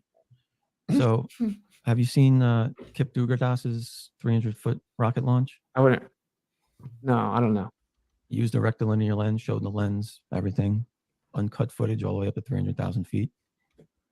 Was there curvature like 10,000 feet up? He only went, there's not 10,000. I don't know. You got to watch the video. I know. I haven't seen it, my brother, right? But rectilinear lenses do impose curvature. But there's a few things that. But it's curved perfectly. The same rate of curvature when it's low in the screen, middle screen, top of the screen. Doesn't matter where it's showing the horizon. It's the same rate of curvature. No, it's not. I've matched it to, Walter Bislin's Earth curve expectations at those altitudes. Well, you have the first video that's super legit. I guess if you want to send it to me, then I'll check it out. But we can watch it right now. Okay, I don't know because I don't want to just watch some long video. You think I'm scared of your video of a rocket? I just want to hear you say no to the video. I already said rectilinear lenses impose curvature based on their angle. If that camera is tilted down at all, it's going to impose a curvature rate proportionate to increase in altitude because it changes your angle of view. These are basic things. Well, what if the curvature rate is the same throughout the whole video? Then what? What? How does that change anything? Because it's not the camera making a flat horizon curved. So then the camera is not imposing any curvature. Do you know what happens to the center of the frame of a? It still can. First of all, how did you know that on the camera on the rocket was perfectly level since we couldn't use the drone? Doesn't have to be level. It's curved. Every angle it shows, it's curved. Now, your example of the drone, that requires the drone to be level.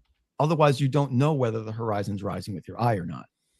That camera could easily be pointing down a little bit as it goes up. So if you're trying to... At what altitude do we see the curvature in this video? Oh, we can watch it together. You don't know, though? So just to clarify, like, we're never going to get to we're not going to get to the motion. I mean, we can stick to you claiming that you see it. We can debunk that too. Listen, motion doesn't prove the shape of the Earth. I know you love to talk about that because you think it invalidates something. But literally, you can measure the curve of Earth and you can go up and see the curve. We've already debunked everything you've said so far. You have. That's interesting. Yes, but like you say, I love to talk about that, but no, you believe it. You believe that you're tilted, wobbling, spinning, revolving around the sun. That's a belief that you have, but you don't even understand it. Why don't you want to go see the Earth curvature right now? Why don't you want to go see it? What do you mean? Why wouldn't I want to go see it? We can go watch it right now. You want to go see it? I said I didn't care if you pulled the video up a long time ago. It's only been an hour. We got tons. Just to admit that you are clearly scared of the motion argument, though. Just admit that you don't know much about it and you just believe it. No, I'm not scared of anything. If you'd like. Sorry. The topic of the debate is flat versus globe. Actually, is not the globe true? Is the globe true? That's what it is. And it's not. It's flat versus globe. Hey, if the surface of the Earth isn't curving anywhere. One of us can show measurements and video of Earth curvature and measurements of it, and one of us can't. No, but we debunked all your claims. You've been wrong about basic flat Earth 101 things. You don't even understand angular resolution limit or Rayleigh criteria or relative viewing angles. You thought that the boat was one singular viewing angle. The Rayleigh criteria was the formula you were showing, and it was not. And I clearly asked you 3 times to derive that formula that you were claiming you understood, and you couldn't do it. I literally showed it 3 times. No, you didn't. I guess this is where this. Holy shit. This guy is just wanting to pick at some stupid shit that he doesn't have any clue about, man. And I'm glad that the wits said it. Somebody had to. We did. This guy's shit is right out of Globe 101 crap, man. This is crazy.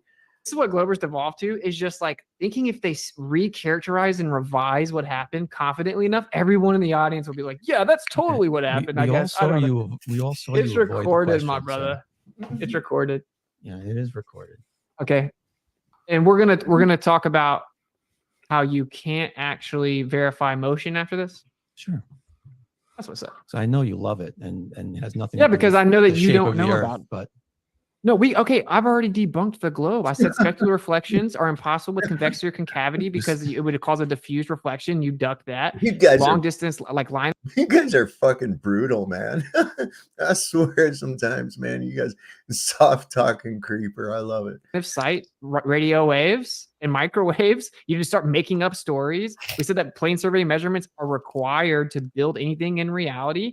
There's all kinds of physical empirical measurements. You showed a laser bending up, and your model claims that it has to be bending down. You thought it was some No, it type of doesn't. refutation when they accounted for that with refractive index. Depends Everything on you've the said so atmospheric far has been conditions. wrong, my guy. Uh-huh. TikTok's a little bit of a different world, you know. You Is can it? pick out some random people that don't know what they're I'm talking still about. waiting for a measurement of. No, Mr. Lay, he's eating his he called it word salad. That was going to be his big killer line for tonight, because people always say wits that uses word salad, and it's just because they're dumb and don't understand it. Or let me rephrase that. They didn't understand it, and they don't have the fucking will to go look and see, what did he actually say? Try to understand it. So it was words, you know, that have more than 3 syllables, and it just kind of fucks them up. You know what I'm saying? Flat Earth that you didn't provide, Except or all an plane explanation survey, of the formula that you didn't Hi, provide, Dreamy. all plane survey measurements ever. and you claiming plane surveying somehow disproves the globe. No, you asked for That's my favorite. You asked for measurements of a flat Earth. Yeah, show me a measment of flat Earth. You still haven't done it. You Coming just up, claim machine. surveying. All You plane can't- survey Someone measurements just asked ever. for I wanted to this. get That's into not a your measurement. Nobody here believes that that's a measurement. Face. Will you play this? Hurry up, because I want to get through your list of misinformation Sure. and your presentation. I don't think you do, but I absolutely do. so here's the camera he used. Yeah, we'll make ourselves small for now. I know you say it doesn't matter if it's rectilinear because it just makes everything flat, the globe, but What? No, it's just a fact. It imposes curvature. And Globers lie about it. not through center frame. It doesn't, does it? Yeah, I'm offering money to bet on it. Nothing through center frame. Doesn't matter what the lens is. Nothing through center frame distorts. Well, it depends on the actual specific Look at viewing that. angle. Doesn't matter what the angle is, as long as It does, the though. object you're looking at is center frame. You want to bet? Yeah. Okay. The thing, what do you want the to bet? thing you're looking at is the thing you're measuring. So it started showing curvature of the Earth lifting up. Come on, man. If it's center frame, there's no distortion. So if I doesn't matter compress what it, angle. it'll be completely straight, right? You can press what? The picture? Why would it Picture of be straight? like a table Mhm. in the middle of frame. If I compress it, it'll be completely flat. Yeah. No, it won't. And so do you want to bet on it? With a rectilinear lens? No, it won't. Okay, pay attention. I know that goes against your guys' script, and so you have to just deny it. But I mean, that's why flat earthers Speaking exist. of ner- Because they find out that what I just said is just a fact, and for some reason you guys have to deny it. and speaking of moon rocks, It's not a fact. speaking of moon rocks, Barbara, I have to conduct another vacuum chamber. See our little Masonic one-eyed NASA experimental beaker. This is what we're using for our pressure tests up here. I'm doing gas pressure experiments. I forgot why, but it doesn't fucking matter. So we're just gonna go, and do it. So this is test number. I don't know. I lost count. So we'll just say 100. Nuh-uh. Literally, if you have a straight line, if you have a curved line through center frame of a fisheye, it's going to look just as curved as it is in reality. That's a fact of how wide angle lenses work. Oh, it doesn't look very curved right there. Wait a minute. So as it's going up and Just fucking breathing, man. Oh, just to let you know, test results nominal. down, you can claim that the relative locations look like a curve. I just saw where it looked flat where it slowed down. That's cool. You want to wait till it stops spinning? That's hilarious. Because I don't think we want to look at while it's spinning, right? But how is it? I mean, how does it ever look like it's flat though? I thought you said it never looks like it's flat. It I doesn't just look watched flat it look here flat. either. I just watched it look flat. Okay, well, I'll fast forward to when it stops spinning, okay? So we can stop looking See at how I the can make spinning this look like distortion it's being bending. created. This is, I don't know, 200,000 feet. 250. It's always when it starts going down that it's like, wait, do you think that's how much the Earth curves at 250,000 feet? Run it back. Run it back. Don't get scared now. You brought it up. What happened? You ran away. Did I? It looks like I'm still here. I don't think you actually did. Just run it back. We just saw like the smallest globe in the history of mankind. Said the Zoom crashed unexpectedly. I don't know, maybe because I'm sharing. I was trolling you, man. That's all right. Of course, the second that I take. Look at this. So look at the rate the Earth has to be curving if that's the Look at that. ball Look at Earth that. at Fucking 250,000 feet. Mhm. You think that was like accurate depiction of curvature of a globe? Yes. Okay. So can you So- show me the math? Show me the math. Sure. Yeah, because according to the math, you would not see nearly that much curvature. We have it all like mapped out in Blender and everything. You wouldn't nearly see that much curvature? Where it curves all the way around, you basically see the whole ball in that frame, bro. As you keep going down, you see No, the you whole don't. ball Earth. Barely, it's barely curving. Watch it. Watch it. Let me No, get, no, let me get don't to the go away. apogee. Going Don't to the run away. apogee. Don't run away. Who's All right, running see, away? now it's I'm getting to the curving. It's highest curving. point. Watch this. Now it's going to start. Look at all that curve. That's the smallest globe Earth ever, bro. The smallest globe. You just said it was too much curve. Now it's too That's little what I'm curve? saying. It's too much curve because the smaller the ball, the more it curves, right? All right.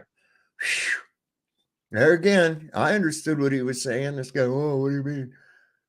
Good gravy, So dude. we can move on. This is terrible. It's based on the relative viewing angle clearly, and that just proves that even the rectilinear Sure lens about that? drastically and grossly imposed. Look at that. It's always greater curvature when it's going down.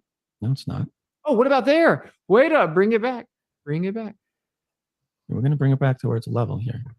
Oh, what about the other way when So it here was we got a nice showing clean- that it was concave? It wasn't concave. That was the Then go side. back. It was the side walls of the camera of the housing. There's a point So where this it is what. reflects off So the what housing. you've done is you've paused one screen. I just paused it where it's low in the frame, and I'll do it at the middle and the top. It's so funny. Okay. Okay. So here's I'm the, gonna here's the bottom of the ag- screen. Okay. Agree to disagree. Here's the Rectilinear- bottom. Here's the middle. Look, the curvature the rate's top. changing. That's Now, crazy. Yeah. Well, it's Wow, the Earth is fluctuating getting all over the smaller and place. bigger during this video. Or maybe you're seeing a little bit more of it in the screen. Now watch. No, the curvature rate is changing. You specifically claimed that the rate didn't change. It's You've not been changing. debunked. You pulled your own video up and been debunked. Someone's Yeah, I have to agree, man. We're seeing some different shit here. gonna clip this up and show that you were just wrong. So, okay, They so can, you can do whatever you want. all right. but Well, we disagree. I Make disagree sure with you. when you do that. We've already pointed out that your claims were wrong about the video. Can we move on to something else? No, I'm going to prove you wrong right here. Oh my gosh. See, you're scared to move on because I think you realize like No, see, this is the problem with debates. you're a when little they're out of your open, league, right? I think. If it wasn't open, you'd be able to just move on from this. You want to talk? go, No, I just "Eh." pointed out what was wrong with it. Can you still man what I said? Yeah, you said the rate changed. The rate of Huh? curvature changed. Rate of curvature change. What else did I say? You said nuh-uh. I Nope. believe. Nope. Mhm. So you notice Globers can never still man. That Isn't that light's crazy? 25 You said it was a watt bulb, fisheye lens too, being babe. curved. I didn't Even say if it's fisheye lens ever. That's rectilinear, a you said it straw was being man. distorted by the lens, is what you said. Provably so, because the rate changes, and that couldn't provably be the so. rate of curvature of the globe Earth, because you see all the way around it from 250,000 feet. You wouldn't be able to see the entire globe. You have to get many, many, many miles out Wasn't into the space entire to globe. see the. You just saw it curve all the way back, looped around. That My wasn't the God. entire globe. So Okay. here- Okay, cool, man. So I Yeah, already cool, man. said, I already pointed out what's wrong with it. The curvature rate changes. Rectilinear does impose. You're pulling things below the middle part of the screen anyway. You claimed that it was going to be middle of the screen, that the curvature There rate you was go. never going to change. You skipped past the concave part of it. You skipped past the flat part of it. Are you going to You've keep been talking debunked through it live. all, or are you going to actually pay attention? You've been debunked live. You're literally the definition of nuh-uh right now. That So doesn't this even is- match. It This is doesn't the even match. expected. Yes, it does. This No, it one's doesn't. tilted All right, slightly. let's let him- Austin, Stop. use your imagination. your please. pool Hey, A do I have little to sit bit. here for 30 minutes while he watches a balloon video? Is that what I have to do? This is Do a I ever get rocket. to bring up a topic? You This is guys a let me know rocket. when I can bring up a topic. What we'll do is just for the sake of what you're asking there is we'll give you a minute there, Globy, to present what No, you got here we're, on screen. We're good. We're And good. then, oh, okay, all right. I was just gonna say, just in the interest of moving on and being fair, because you're both kind of getting your chip in here on what we're looking at. So, did you guys want to continue sinking your teeth into this, or did you want to move on? No, we're good. I just showed that it matches the observation as expected by Walter Bislin's Arthur calculator. So. Okay, anyone that believes that, I mean, I'll just recap. It clearly showed different rates of curvature, was below the middle screen, rectilinear leans. I offered $1,000 bet anyone in the audience, Fucking thing looked like it was breathing, man. It looked like the earth was breathing. even you, if you want to take it, that they absolutely do impose curvature. The rates Magic change. We eight. showed concave, you sir. skip past it. It showed flat, you skip past it. The rate Never showed changes. anything concave. And the Stop lying. The curvature of the Earth, if that's the globe, would have been way too great at 250,000 feet, where you see it looped all the way back around. Those are my refutations, and Okay. everyone that's claiming that that isn't what happened, they're just coping. I don't care. But I want a question now. I got a question now. All right. Can you verify the claim that the Earth is a ball that's spinning? Spinning. Yeah. Sure. How so? Ring laser gyroscopes. Okay. What does that prove? It proves that we are rotating 15 degrees per hour. How does it work? Oh no, I'll ask you that question. You invoked it. You invoked it. You asked. It's your like point. I know what you were leading to. Don't act like you weren't leading to this. So I want you to explain to me how the Sagnac effect works. Pretty embarrassing. Pretty embarrassing. No, I know how the Sagnac effect works. I'm asking you to explain it. It's your claim. All right, for our audience, if you can, either of you explain what you're talking about here, just for our audience, that would be great. It's his claim, Ryan. Well, yeah, it's my claim. So when I explain to you how it works, you're going to say somehow it's the magic sky making it happen and not the actual device moving. Just explain how it somehow measured the Earth moving. Can you explain it? Do you understand it, or what? Yeah, sure. Thank you. And then, and then we'll see the afterwards. So, yeah, for the audience sake, Googling it. I can either draw it out or we can just look at a picture of it. That's embarrassing. Which part's embarrassing? That you don't know how You're this ever gonna even works? Google it. I'm picking up a picture so I don't have to draw it, Austin. All right, let's give we'll give Globy a second here, and once again, Time's we up. will move into Q&A. Probably what we say 10-20 minutes, guys. Sure. Cool. All right, I think there's gonna be a lot to dig into there, so get them in, and don't let me. Man, I'll tell you what, I'm glad that NASA provided all these cake up here because I get the munchies doing all this science. I really do. Yeah, interrupt, guys. Let's Sure. get This is right. the basics of it here. So we have a light source that shoots a laser one direction and then another direction. And they go around in this loop, bounce off these mirrors, and return back to this detector plate. Okay, now what happens is as this thing is rotating, the light, say it's rotating counterclockwise on the screen here, right? The light going this way, counterclockwise, is going to take slightly longer to hit the detector because the detector is physically moving away from the light source. It's rotating away from it. The light going the other way will get there a little bit sooner. So that creates an interference pattern. It shows different wavelengths of the light on the detector, and we're able to use that to determine which way the device is rotating and how much. Now that's the Sagnac effect. That's the ring laser gyroscope. Thanks, Bob. And that is literally what we use in aircraft now. We use ring laser gyroscopes in aircraft, modern aircraft. There's one in Germany that is in a mountain that they're using every day to measure the Earth's rotation. The most precise measurements ever done using these, I might add. It's a very huge Come the device. fuck on. No, you don't. By the way, they put it in a mountain to make sure they could isolate it from any potential interference. Yeah, so that's a Sagnac effect. So now this Also makes it hard to get chapped up on too. Make it more difficult. It's like Santa Claus. He's real, but he lives way up at the North Pole where you can't go. And it's freezing cold, and you'd probably die if you went to go try to see him and shit. So yeah, that's why they do it in a mountain. works because the detector is physically moving away from the light in one direction. Now, go ahead, Austin, and explain to me how this doesn't actually measure Earth's rotation. Oh, okay. So obviously it is a precise way to measure some type of motion or rotation, right? Interferometry. Yeah.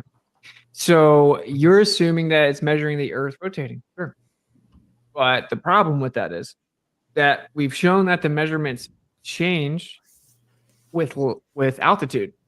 So Do they? do you agree that if you keep the same latitude, but that it changes with altitude, that would refute the claim that it's a spinning globe that causes it? If that were true, it would have to be retested. Yes, but that would be a problem. Sure. Yeah. So it has been retested. I won't show just the papers' names, but I can read some of them off. But Demio did it, for example, in like early 2000s. It's been done many times. It changes with altitude. It also can change with solar motion, depending on the precision of the interferometer. So this is Michelson-Gale-Pearson Sagnac effect, right? And it changes with altitude. So also, just so y'all know, before I forget, the new Brenda swimsuit calendars are out. I know it's a little late in the year, but you can get them at a discount now. So I know many of you be interested in that. Lots of sexy poses. So Have you ordered yours yet, Hanson? I didn't even know it was available. Yeah, the new Brenda swimsuit calendar for 2024. You can get them at a discount because February is almost over, but you still get the pinup pictures, so. Sounds exciting. I'm going to see how many trying to find the right adjective, that's, I don't know, man. I'm waiting to see how many barf emojis come up in the chat after that one. Definitely should do the goth theme well. Like it's not too much on that, Dave. Does that come with the tuck option? Is pitch lumen in it? Oh my God, no.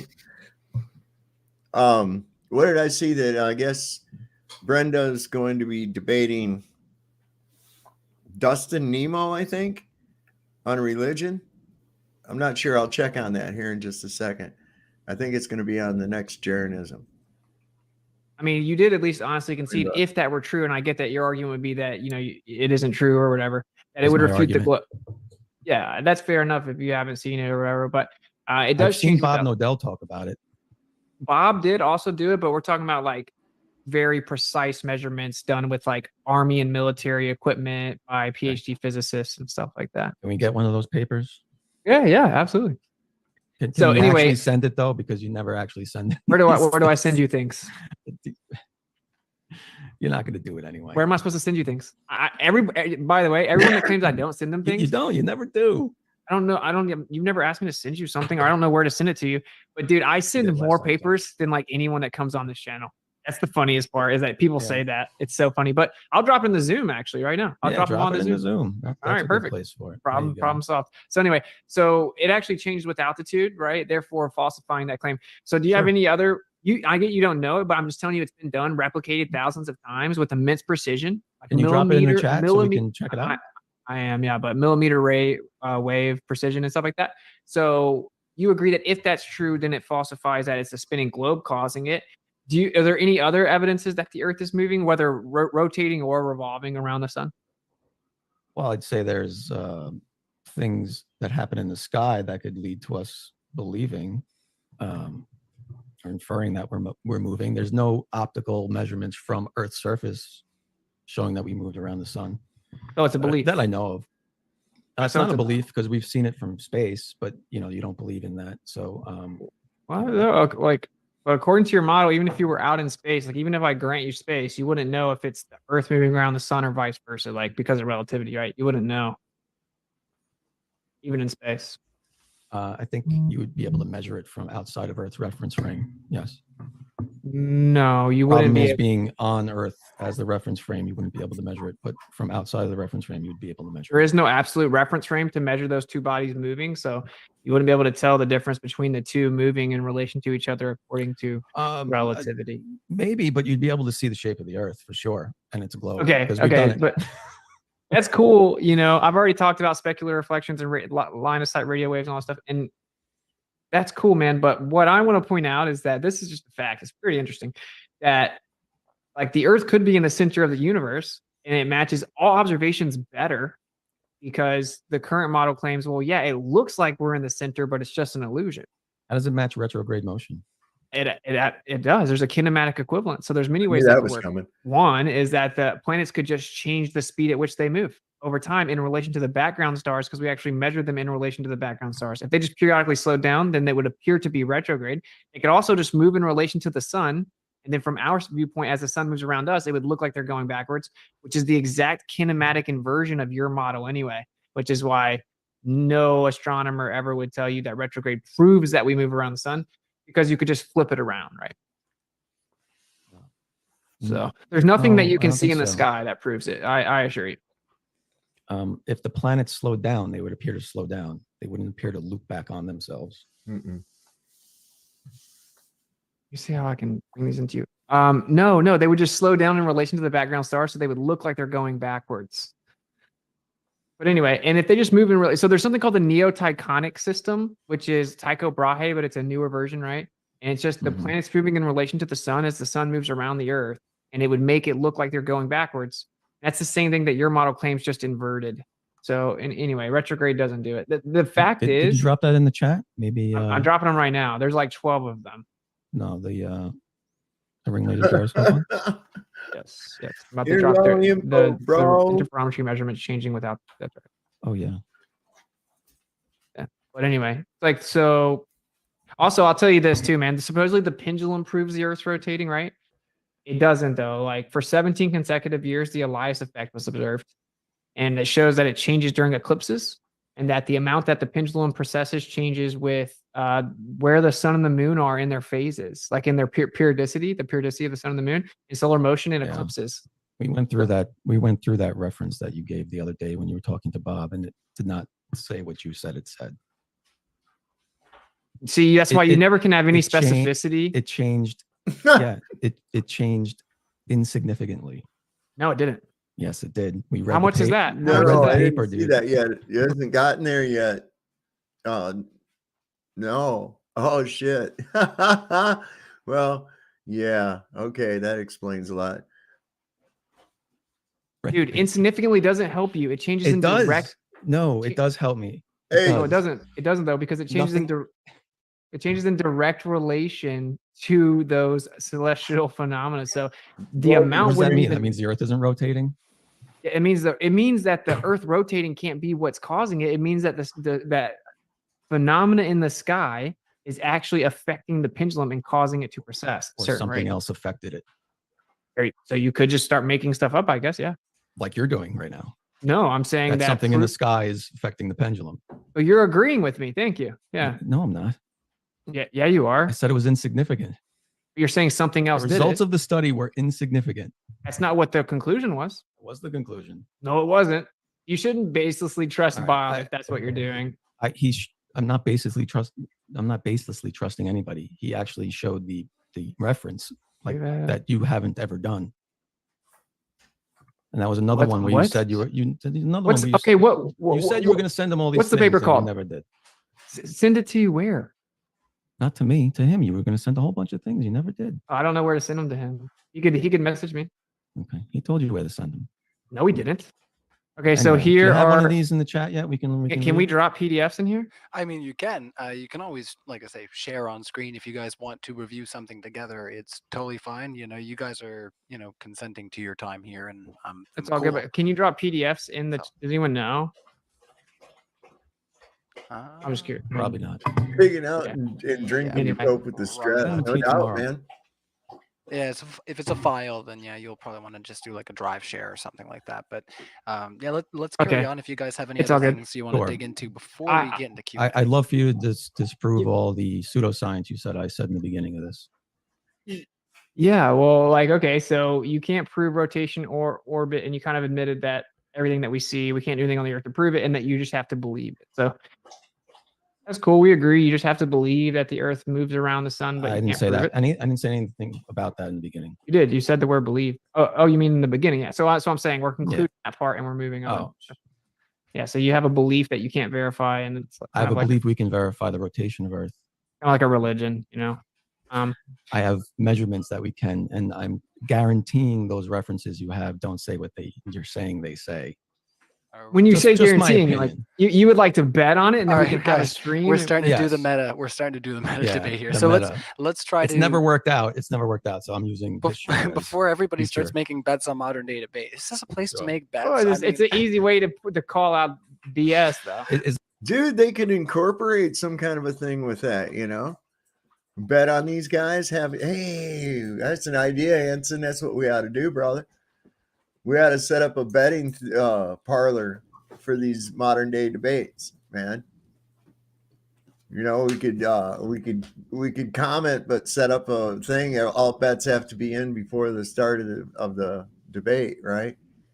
I don't know. They probably find a way to raid us and kill us for that or something.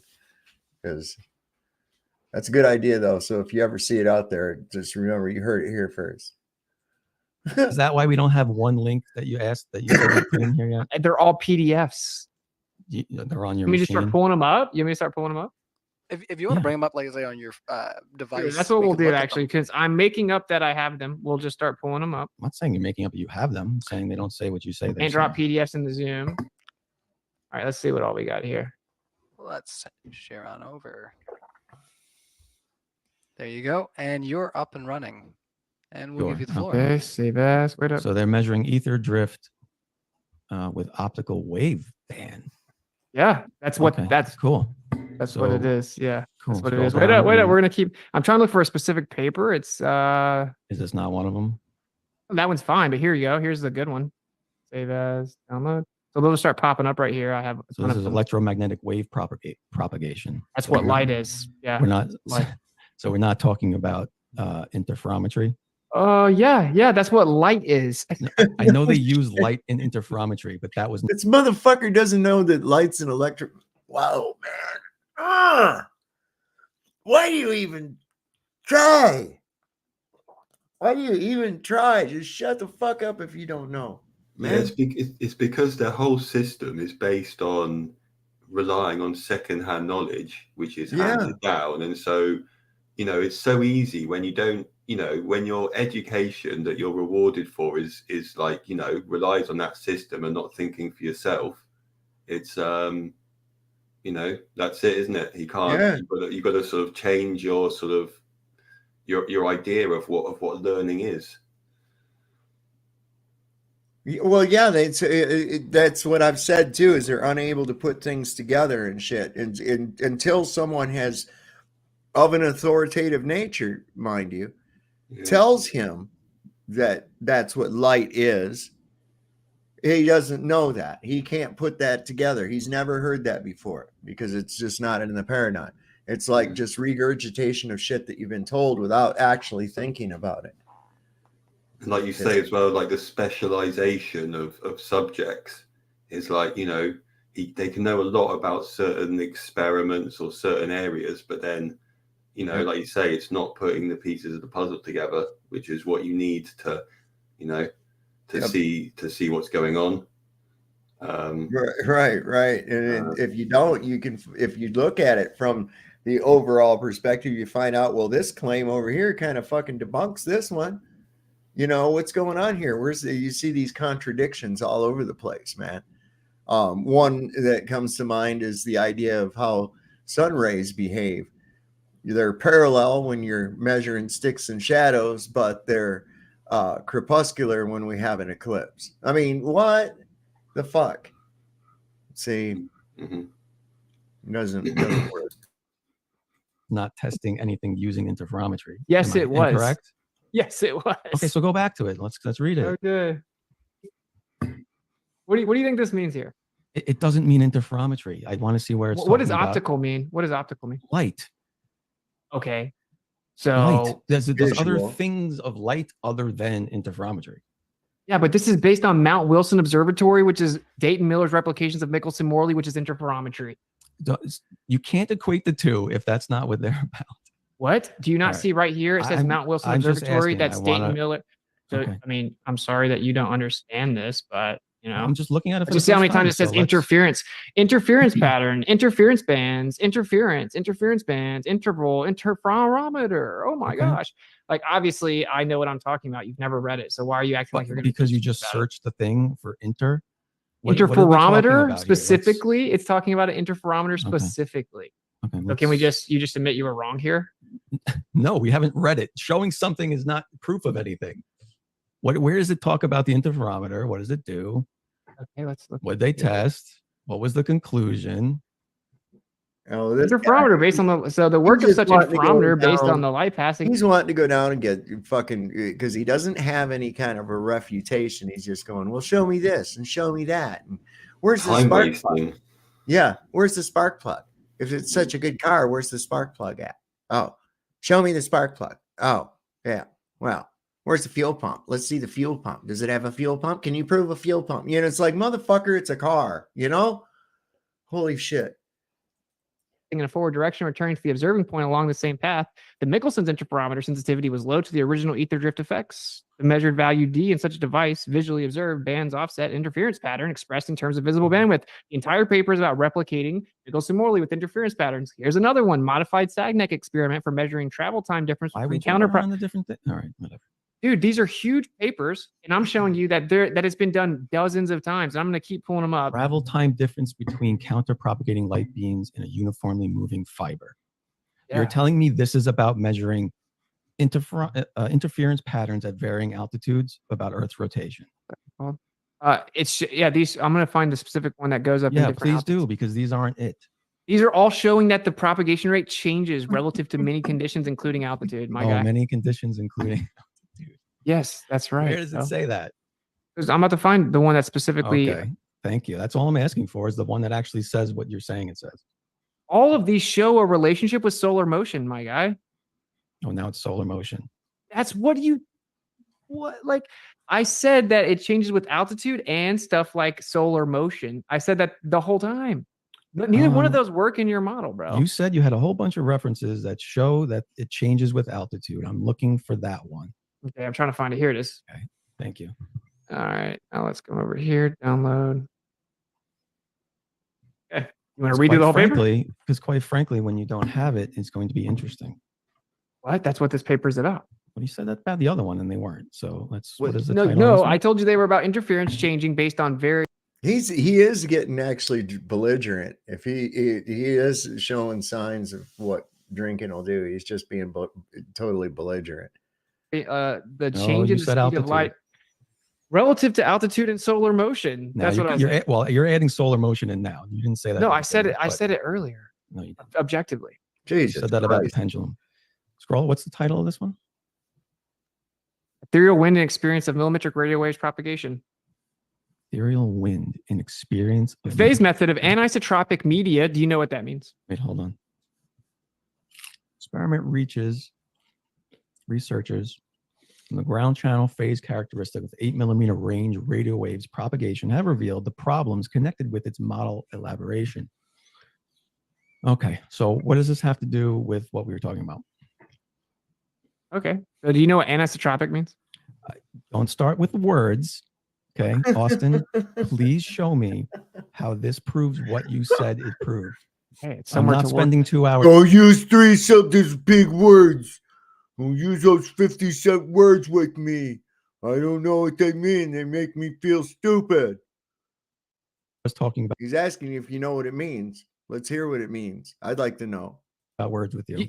Yeah, but it's somewhere towards the end. And do you think what's so funny is you're said, here we go. The expression allows to calculate high altitude relation of the ethereal wind horizontal component for the latitude by the work results obtained at altitude length. So this is specifically about the changes in altitude right here. A radio link. It's talked about a radio link there, though. Why'd you skip over that part? What are you using to measure? An interferometer. Actually, specifically, they're using radio waves, which is it's a certain spectrum of light. You know that there's radio interferometry, or you didn't know that either? This is embarrassing for you. Did you know that radio certainly is embarrassing? Mm-hmm. So now that you said it wasn't about altitude, and specifically I showed you that it is changing with altitude. You're cherry picking words, Austin. Where's the conclusion? Dude, this is what's okay. This is what's frustrating. No, what's frustrating is you're trying so hard to get like a gotcha. You couldn't even bring up one paper and know where anything is ever. So I immediately went and looked through tons of PDFs, pull up a paper, and then I'm supposed to have the whole entire paper. All we're showing is that you can't. You have to your right when I'm claim. about to get to the conclusion that exposes you, interrupt me every time very tactically. Oh yeah, that's what I'm doing. That is what you're doing. It is. There he goes, right into a child. They all start acting like a little bitch. They all start acting like a woman. And I'm not trying to insult women, but these guys will start acting like a woman does in an argument. Oh yeah, that's what I'm doing. Sure. Well, if you think that, then that, and it's like, oh my God, man. Yeah, man. What I get is like he's constantly trying to slow wits it down and cut off the flow, like almost to kind of. It's not going to work though to make him forget like the point he was trying to make. Because he knows that when that point's made, it's going to be like, it's going to make sense. Yeah. So he keeps injecting the little like pointless words to kind of break up the debate. Yeah, he was just getting ready to go, well, that's radio, not light. And Witsit cut him off, and radio waves are light, bro. It's a bandwidth of light, okay? And you didn't know that? No, he didn't know that. That's in. Yeah, I think you're right. Yeah, he keeps trying to go. Okay, well, we'll just go to the conclusion, because he's looking like what's it said. He's looking for that gotcha, and that gotcha is just not there. So anyway, the point is that obviously I don't have every single paper memorized off the top of my brain. Like, on page 37.8, it says, like, are you kidding me? But this is what you do. You have references, you claim the thing. There's no time to actually read them and understand them here. So then you claim you're going to send them and you never do. And then everybody goes on their I've merry sent way. them to everyone that's ever been on this show with me and asked for them. Every single person. So that's just a lie. It's not true. Okay, name one person that was on this show that asked for the sources. I didn't. This show? Okay, I don't know about this show, but I've seen you do it at least 3 times, including to myself. No. So this is what I'm saying. You're just trying to character assassinate because you can't handle it. Just say out loud again that if the interferometry measurements actually change with altitude, then it debunks the claim that it's because the Earth is a globe that's spinning. Show me where that happens. Can we see what this happens in this paper here? Yeah. So I'm about to find the chart right here. Let's see what page is it. Trying to find the exact word. Let's see here.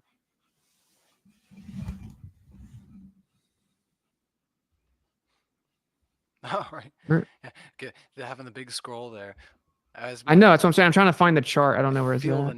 It doesn't matter. It's just a fact. Here's what I'm saying though. This paper is obviously a big paper.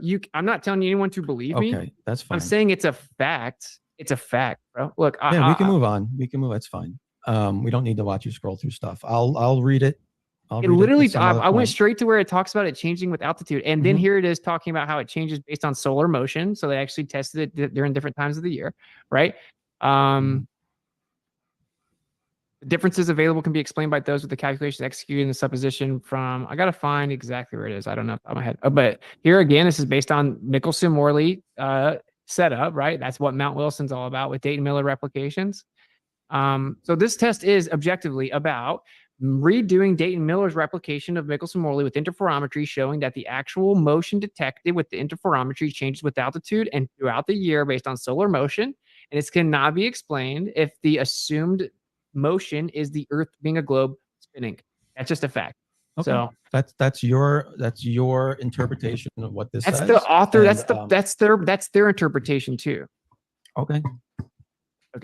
Well, I'm glad we're on the same. We can move on. I'll read this and I guess do a separate response video on what I found. There. Don't mind me. Thank you. That's so frustrating for me. Get your pretty face anyway, back on the screen there. But the main point is, like, just so you know, interferometry has been done that changes with altitude and then throughout the time of year, and then pendulums also change during eclipses and solar motion and based on the periodicity of the sun and the moon, which would falsify that it's the Earth spinning. And no one's ever shown a pendulum not precessing at the equator. So we got no evidence. In fact, that refutes the claim the Earth is rotating directly. And if it was true, maybe. But now we're stuck with the stationary Earth. And so you believe in a stationary globe. Sure, I believe in a stationary globe, I guess. Yeah, that's right. Sure. And I we showed you- falsified the globe this I showed you the stream, so- motions. You claimed you falsified it by showing papers that didn't falsify it. So This might be a good time for us to move. This guy's just tiresome. Well, you didn't find the specific fucking words that I wanted you to say in that 900-page fucking document. So therefore I win. This guy sucks, man. I'd like to go up against him. Did he just say he believes in the stationary globe, or was he trying to be sarcastic? Yeah, I think he was being sarcastic, but he actually must. I mean, according to what we've seen so far, because oh, you didn't show any proof of that. Well, oh no, here's like 900 different PDFs of people doing the same fucking experiments, different altitudes, everything.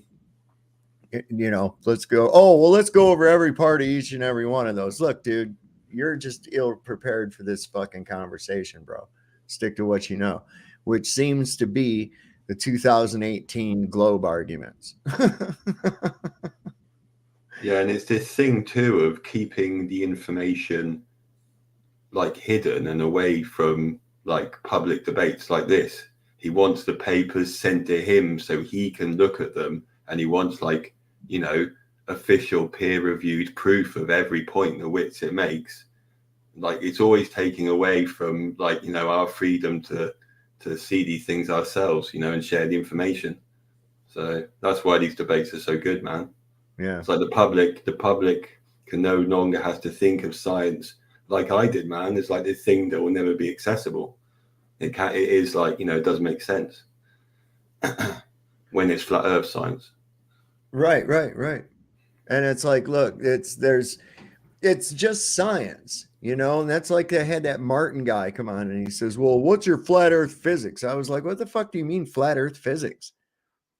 What in the world are you talking about? Physics is physics. There's no such thing as a flat earth physics or globe physics. It's physical laws, what motion, things that are, things happening.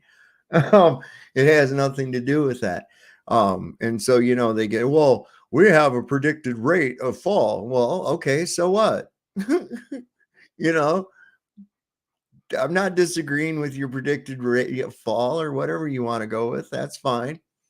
Your cause, that's what I'm barking at. Okay, I'm looking at your cause. How did you get this imaginary cause derived from a Greek word meaning weight or heavy? Don't know. Pretty weird. So things fall due to weight. Yes. What is weight? Weight is a relative density of an object within a given medium. And it's like they've ignored every other reason for the processes happening, and then just bundled them all together under gravity. And that's, again, it's to stop people looking at the real physical world and thinking that it's all happening because we're just getting sucked towards the earth. Whereas we know it's all different reasons. Right. Well, Elaine, listen, hon, the thing is that you're not going to wake that glober up, but those people out there that are paying attention to this and watching it that don't really know, they're the ones that are benefiting from it. That's what Anson was just saying. I saw several people in the chat say they've learned quite a bit just from watching this little debate here too. And that's what we need. Whether you believe the cosmology or not, don't hold on to it like a religious belief. If it upsets you, and this is to all people, if you think the Earth's a globe, if the prospect of it not being a globe upsets you, ask yourself why, and be honest. That's a question you need to ask yourself. Why would I be so upset about this topic? It is really quite irrational, and it's quite disturbing when you uncover why you get so upset. Move That's into fine. the Q&A there, guys, and a big thank you to Globy McGlobeface for coming out and doing the debate. We were going to have you hosted, but then some things slipped through our fingers, and we're so happy that we got you here. And of course, Austin, thank you for being here. It's always a lot of fun when you're hanging out, and yeah, always a great time, honestly. So let's we'll give that big round of virtual applause as we get into our Q&A, everybody. And as we're getting into it, I usually like to let our speakers have a chance to grab themselves refreshments. If you gotta run to the washroom, do whatever you gotta do, now would be your time. Speak now or forever hold your pee. Definitely go refresh my drink. I'll be All right right. back. No problem. Take your time. Oh, you're saying step away? I'm gonna step away real quick too. Then He got a great big old bottle of Aristocrat. He's gonna go after. So these guys are going to get a drink or something. Let's see what happens. All right. Be right Yeah. back. Like I said, yeah. Speak now or forever hold your pee. We'll see you in a second, guys. Yeah. All right, for all you guys hanging out in the live chat, we are going to move into our Q&A right now in just a few seconds. Our question for What's It coming in from Kango44. Thanks for being here again, Kango.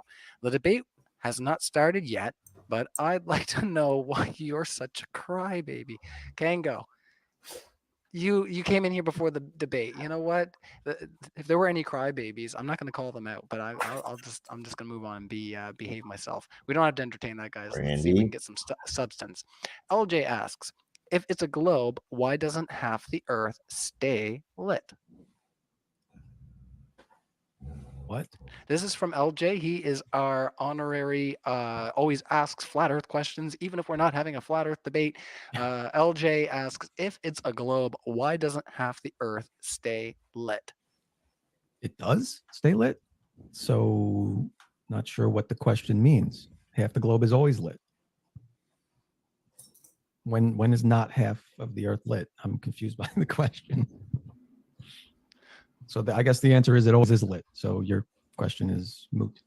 Did you have any thoughts over there, Austin, to kind of build on what LJ was saying so we don't just move on? I mean, other than like sometimes way more than half of it is lit, and then they just start making up excuses as to why. But I don't know. I don't know if there's specific times where not the full 50% is lit. I know there are times where way more than 50% of the sphere is lit, which wouldn't make any sense geometrically. But they just make up excuses and they claim the light bends around the Earth, all around the Earth, and it's just there's no way to falsify it. But Is that's that all what I he's can talking think. about? Is he talking about like the July 8th observation, the day of July 8th thing? Is that what he's I talking don't know. about? I don't know. I think it's roughly 65 to 70% of the Earth is Oh, lit up at definitely one not. time. Not talking about the population, talking about the Definitely actual not. physical Earth. All right. Let's move on to the next question there, fellas. Knew what you were going to say. 75% of the Earth is lit up at a time. I said 65 to 70% of the Earth. Yeah. Send me that source. Okay. The globe claims that it's because it actually wraps around the ball a little bit. Official Wrap claim. a little bit. Yeah. Yeah. So I'll teach you. I taught you your diffract model. around. Yeah. Good. 75%. You taught me 75% of my model. No, I said 65 to 70. Let's carry on because LJ had another follow-up It's only question there. Oh, grumbling he's brought on. going Oh on no, not the glasses. What's it? These are my Glober glasses. If I'm just saying, if I need to give the Glober answer, I got you, bro. You causing trouble? Oh man, I'm cracking up already because every time I got Moonshadow over here causing trouble. What are you causing trouble for, you little mutt? Huh? You get old Brandy growling at you? You must have pissed her off. All right. Crazy thing. My see those mullet hat I glasses. can put on for flat Earth. We can switch roles if you want. Got to be a little nasally though. So we already asked Globy what he's drinking. I'm having This Is a Beer is what it's called. From This Is 12 Beer. It's a very cheeky thing that you would only find probably in Nova Scotia. So Austin, it's only fair that we ask, what is it you're having for refreshments tonight? This is just water with some electrolyte mix in it, and I had a coffee. Coffee and water, and I'm over here with the beer. And Globy's having a little bit of vodka, so that means everybody's just hanging out, having a good time. So let's carry on with the questions, and I think there's been a lot of fun. So LJ, what's the proof of Jupiter's mass, size, and gravity? So it's proof of Jupiter's mass, size, and gravity. Let's ask him to you, Globy. What's the proof of its mass? Gravity! Refraction. Well, you can measure its angular size, and then using spectroscopy, you can figure out what it's composed of, and then make an assumption based on its composition and size, what its mass would be. So yeah, it's based on. White Claw is not a beer, Ryan. We've been over this, right? Right. It would be based on a measurement of its composition. Yeah, I was gonna say. I was thinking the same thing. I know flat earthers don't like spectroscopy; they think it's magic, fake, or something. But we were going to move on, but I think, yeah, if you want to respond, Austin, it's up to you. Not really, man. Like, shit, look at a barrel 100 yards away and tell me what elements are in it, and holla at your boy. Alrighty. All right, Sure. let's carry on then.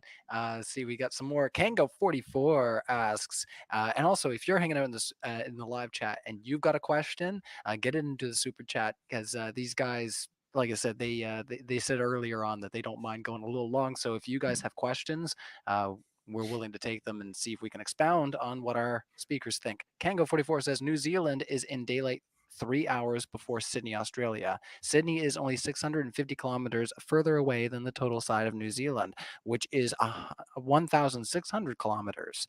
Question for both debaters: why does the light take an extra 3 hours to travel 650 kilometers? Because New Zealand is a bad neighborhood, and it doesn't like to go through there, so it's very hesitant. Oh, it's a little much, but yeah. You guys got anything on that? It would be relative to the position of the sun throughout the year. It doesn't like. Well, I don't even understand the exact question. well, How much? so How the- long it's actually lit is not going to be the same at all times. That's obviously a fact, right? So The issue is that I think what he said New Zealand, right? Yeah, New Zealand is in daylight 3 hours before Sydney, Australia. Sydney is only 650 kilometers further Yeah. away. What he's saying is that's Got impossible on carjacked. flat Earth because the sun's right there. It's only 600 kilometers away, so it shouldn't be blocked by anything, right? oh, what? That's what he's getting at. That's what I think he's getting at anyway. I don't know, man. And There's the- light attenuation, man. Every position of the sun, including what was in your opener about which angles they set, can be explained with the celestial personal sphere. I'd love to. Sexual I'd love to personal explore spirit. that concept. How I does have that work? I have a sexual. You can only personal see so spirit, far. and so my sexual personal sphere is about, but I keep that to myself. I don't go on air and talk about it. Each distance equidistant. There's Mhm. actually a logarithmic relationship to the elevation drop. So you guys say 60 nautical miles per degree. And Mhm. that's linear because the surface of the earth is curving. Actually, you have to cherry pick between like 15 and 70 degrees to do that. And the logarithmic would happen outside of that range. And so actually just a logarithmic relationship of curved visual limit would be exactly the same on a plane earth. You guys flip the way that we see with the visual limit, claim we could see forever. And that perspective doesn't affect the stars. And that we look back in time. I didn't ask you how the sphere works. Said you wanted to explore that concept. Yeah, no, I understand how your sphere of vision is constructed. However, when you're south of the equator, the sun sets to the left, always. Mhm. Has nothing to do with where the sun is in your azimuthal grid of vision. Could be Yes, it north of does. you, could be south of you. It's setting in the same direction. Globey's starting to slur his speech just a little bit. It's like it would in the azimuthal grid in the model. It would not.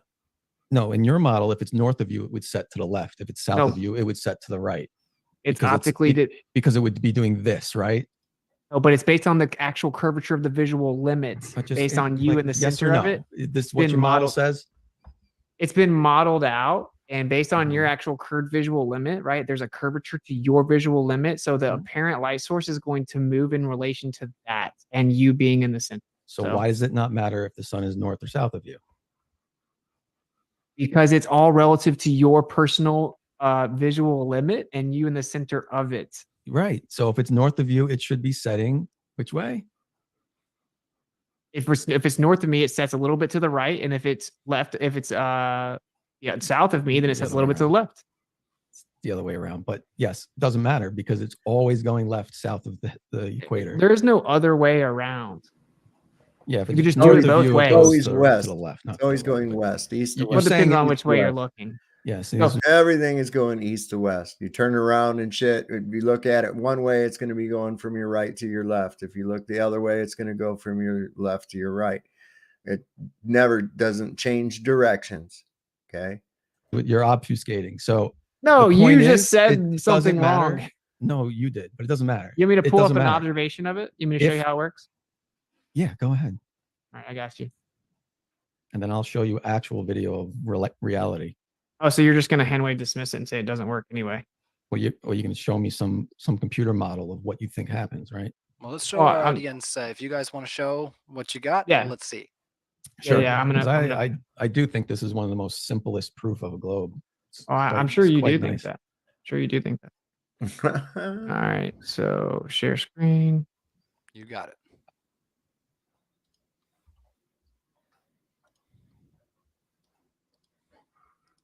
Now watch, you see the sun moving over to your right as it sets based on where you are. And you don't have to change the time of year. Let's go ahead and clarify. You don't have to change the time of year. You can just change latitude. It's going to be relative to your position and latitude in relation to the sun. You'll see that the sun sets a little bit to the right of where it is. And then you'll see, oh, it does the opposite on the other side. Now, if you just change latitude instead of changing time of the year, it would be the same thing. So inside your personal visual limit, that's why you see what you see. Yeah, so that's what I said, right? Depending on if the sun is north of you or south of you, it would set different directions, right? Yeah, on our model, yeah. On your model, because of the grid of vision, right? That's a requirement of your model, right? Well, that's how we actually measured the sky in the first place. And your model did the same measurements, but claimed that we can see infinitely in straight lines forever, and perspective doesn't affect stars. So do you disagree with the stellarium data? No, that's actually built on the stellarium data. It is. Yeah. Oh, but you don't know the difference? Let me tell. Can you show me that in the southern hemisphere? Yeah, sure. But you're diverting because your whole home run argument just got dunked on. Not diverting. Real fast, man. I want to point something out, man. Okay, I want to make sure the audience understands. So I'm gonna say it pretty quickly. But so we see in reality that say the street lights look like they're going down because of perspective, right? Or a plane coming toward you looks like it's going up, then going down as it goes away from you, right? I mean, that's what perspective does. It makes things look like they converge. Flat Earth says the same thing happens with the stars. As you get away from Polaris, it'll drop. As you get closer, it'll rise, right? So we're saying that perspective works on the stars. The globe model says, yes, perspective does do that with everything else, but not when it comes to the stars. The stars just so happen to do the same exact thing, but for a totally different reason, I promise. It's because the Earth is curving. And the reason perspective doesn't displace the stars is because they're so far away. And then they assume that they're infinite distances away and they're equal distances away, and that it has to be the curved surface. So that's where they get the 60 nautical miles per degree, right? And whenever you don't assume that crazy nonsense, you understand that we have a visual limit of perspective, and you're going to actually get a logarithmic relationship. You have the same 60 nautical miles per degree. You can map the same thing out. It's going to be logarithmic below 15 degrees and above 70 degrees. And they just reverse engineered that visual limit to make a sphere. That's where you get the radius value. And then they did the visual limit. What a coincidence that you're way off topic. All right, whatever, man. I'm sorry. For those who actually want to know the truth, they took the way our eyes see and they made a globe model. You're just saying words. You're way off topic. Just saying words. Yeah. So let's stop saying words. I don't know. No. It's sort of catch-22. It's like, if I can't use words, how else can I communicate with you? Let's just do some sign language or something, you know. I know, right? It's like, God damn, I don't understand what you said, so you're just saying words and stuff. Stop saying stuff. That's what me and my wife do when we're picking on each other. Oh, shut up. Stop saying things. Quit using words. let me explain, because I don't think you even understand what I'm even trying to get at. Oh my gosh. I just showed it. Yeah, and it's wrong. It's not wrong. It's showing the exact observations we see in reality. Okay. Come on, man. Drink a little bit more. Make an ass out of yourself, bro. Not sure what you're bringing up. We'll remind everybody that we did close a poll, and I'm going to open up another one in just a second here, so keep an eye out for that in the live chat.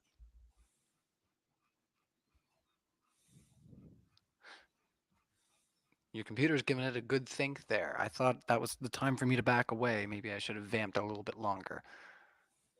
Oh. Well, I mean, people that actually listen to me know I just answered it and showed it anyway, right? Zoom does not like when I'm sharing my screen. Oh, there we're Ether. It's the Is it ether. back? It's loading rather slowly. Out of curiosity, what else should I say other than words? It's not letting you screen share for some odd reason. Like when you say you're Twitter just got saying me there. words, like what else should I say? Numbers? I heard somebody said that. Who said that? It's talking numbers. I don't know if Globy is here. Are you still there, Globy? There you go. Christopher Allen said that when he said numbers. That's Speaking not of a good sign, would it? It's the ether, baby. The ether ain't playing. Oh no, we might have to get Globy to back The out. screen share may have messed up his Zoom. He may have to come back. Maybe he tried to do it and it screwed up. So He's trying to screen share Stellarium, which is a pretty big program, right? okay, I'm not sure what the program is, but It's like all the data of everything in the sky, and he has it actually downloaded instead of the browser. So he's trying to pull up like it's like just as big of a program as Google Earth. oh, and yeah, he It crashed. has dropped off because I He think he figured crashed. out that he is not he's not able to be heard right now. So Globy, definitely rejoin our chat. If we don't hear from you in 5 minutes, then I'll send him an email, and maybe we can move He on passed to out, some bro. other things. I do have a little bit more housekeeping to do, so let's take care of that right quick. Once again, thanks ran. for being here, brother. I appreciate you. He's looking so bad. Mean Joe, Oh, here he is. Wait. for $1 said nothing. So for that $1, I will just say, let's go over our first poll right quick. And I will just remind you guys, there's 1,200 people watching in the live chat Tapped right out. now. Right on. And we're under 1,000 likes. How is He was trying to run that fucking shit off of his computer instead of doing it off the browser, and that's ridiculous. If you're running something like, you know, like I'm running StreamYard and shit, I'd have a rough time trying to run that. You know, that big of a program. If you don't have the memory and shit like that, it crash your system. And I bet you that's what happened. Or he might have tapped out. that? What are you guys doing? Like I put in the Much to live like. chat. They got arthritic thumbs or something. What's going on? No, I'm bad. I'm bad. Yeah. Let me carry on here. So Dude, I got my glasses Yeah, too. we're I can good. answer the glow questions if I need to. you behave yourself over there.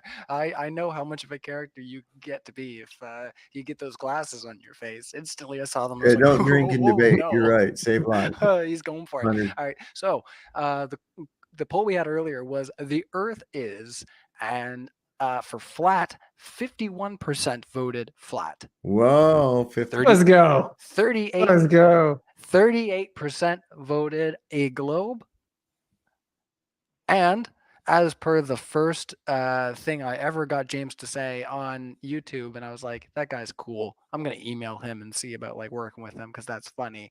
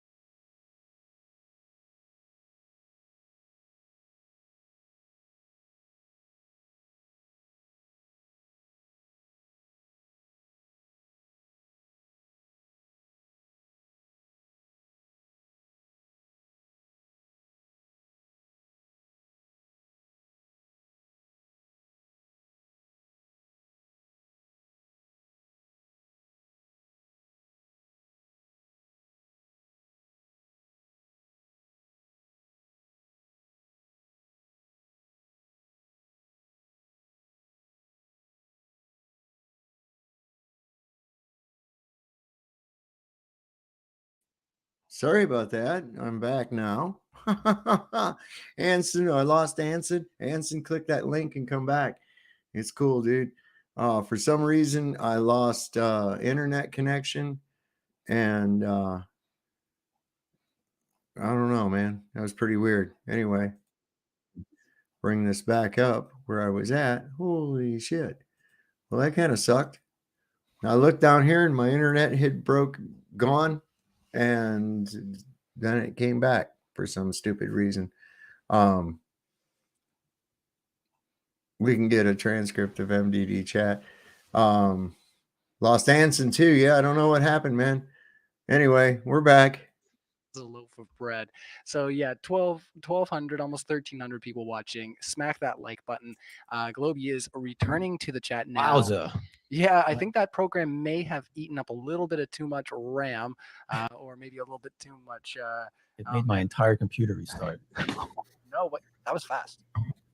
If you reset, that's a I good did. start. I did. Did you know? You know, I did. actually reset earlier too. I had to reinstall Windows this morning though, so I don't know. I might be having problems, but Well, let's carry let on. me try one more time. If not, maybe I can do it on my phone. I don't know. Oh, okay. Yeah, if you want to try it again here, that's cool. All right. I already explained this, man. You know I know. You know I have an answer, right? Like you know that. I know you have what you think is an answer, but you don't. He did reboot. Okay, There's Steam. Just explain the specific linear and logarithmic relationship with a plane as opposed to a globe. Yeah, that's cool and all, but I don't think you get it. Well, while you're loading your program, what I'm saying is that if you take the actual way that we see and you reverse engineer the angular resolution limit, you get 3,958.8 miles if you actually assume the loss of information is curvature of Earth. So you can hijack the way we see and get a radius of 3,958.8 exactly, right? Which is what the globe claims to be, and claims the reason things disappear is not because of resolution limit, but because of the curve. Same thing with 3,950. Topic, Austin. We already talked about that. It's not even this topic. Same thing with Polaris angles, right? So that's how you got the latitudes. No, it's not. So we're in July now. So where's the sun? We're in Australia. It's July. Okay, so the sun's in the northern sky. sky. It's out further to the south. No, it's in the northern sky, opposite. Oh, you're saying right now or in July? In July, it's in the north. You said in July in Australia. I don't know, like what you were saying. In Australia in July, the sun is north of Australia. Why would you bring up Australia? Yeah, okay. Because I'm going to the southern hemisphere. Either way. Can you guys see my screen, by the way? Yeah, everybody can see your screen. Okay, good. So if we watch the sunset, it sets to the left. I just showed a video of it. Yeah, you said when the sun is north of you, it sets to the right. Are you supposed to be showing something beyond a loading screen right now? Shit. Yeah, I'm playing an animation. I'm saying it's not working. No, to the right or to the left is not an accurate denotation. It's to the south. It's not on the screen right now. Maybe you need to share a different screen. Depends on which direction you're looking, man. Let me. You agree if you're looking west and east and left and right are different? Yeah, I mean, you're always looking west at a sunset, aren't you? Could be northwest or southwest, but you're looking in the western sky. Okay. So I'm assuming that you understand we're looking west when we're talking about this. Sure, yeah. Okay. But it's same situation happens with the sunrise, right? All right, let me try to share. You don't know. Yeah, it does happen with the sunrise. Yeah, and it's explainable with what I just explained to you. If you understood it, then you would know that we just reverse engineered that to get the globe anyway. It doesn't matter what you think. We reverse engineered. It would have to work on both. It would have to work on both. All right, I just shared Stellarium specifically, so let me know if you can see this now. We can see it. Okay, there we go. That's perfect. All right. So we're in Australia, and it's July. So the sun is north. Now watch where the sun sets. Okay. We're looking west. Shit. Sorry. Hold on. Oh, I already showed this. Go back to July. I hit too many buttons. Okay. So just look where the sun's setting, right? Setting from the north to the south. Yeah, man. Okay. I just showed that. No, you didn't, but hold on. I literally did. I'm going to go to December. I'm going to go to the end of December. Okay. As far south as we can go. So now the sun is in the southwest sky, and it's still going to set to the left. Okay. And this gets more pronounced if I go a little bit more north, but I'm in the southern hemisphere. So according to your explanation a minute ago, depending on whether the perspective is of the sun, depending if it's north or south of you, it should set in different directions. But it never If you see does. if you see the actual position and then you didn't actually represent what I said my argument was. So how can I put stellarium to represent what you said? Stellarium is showing you what we said, because if you, well, actually, I'll show you the actual measurements of stellarium. That's how we actually made the model, right? You understand that, right? I don't want you to show me how we made the model. Okay. Okay, well, The this is sun how on flat Earth goes like this. Yeah, man. It doesn't matter if the sun is north or south of you. In the southern hemisphere, it All right. sets to the left.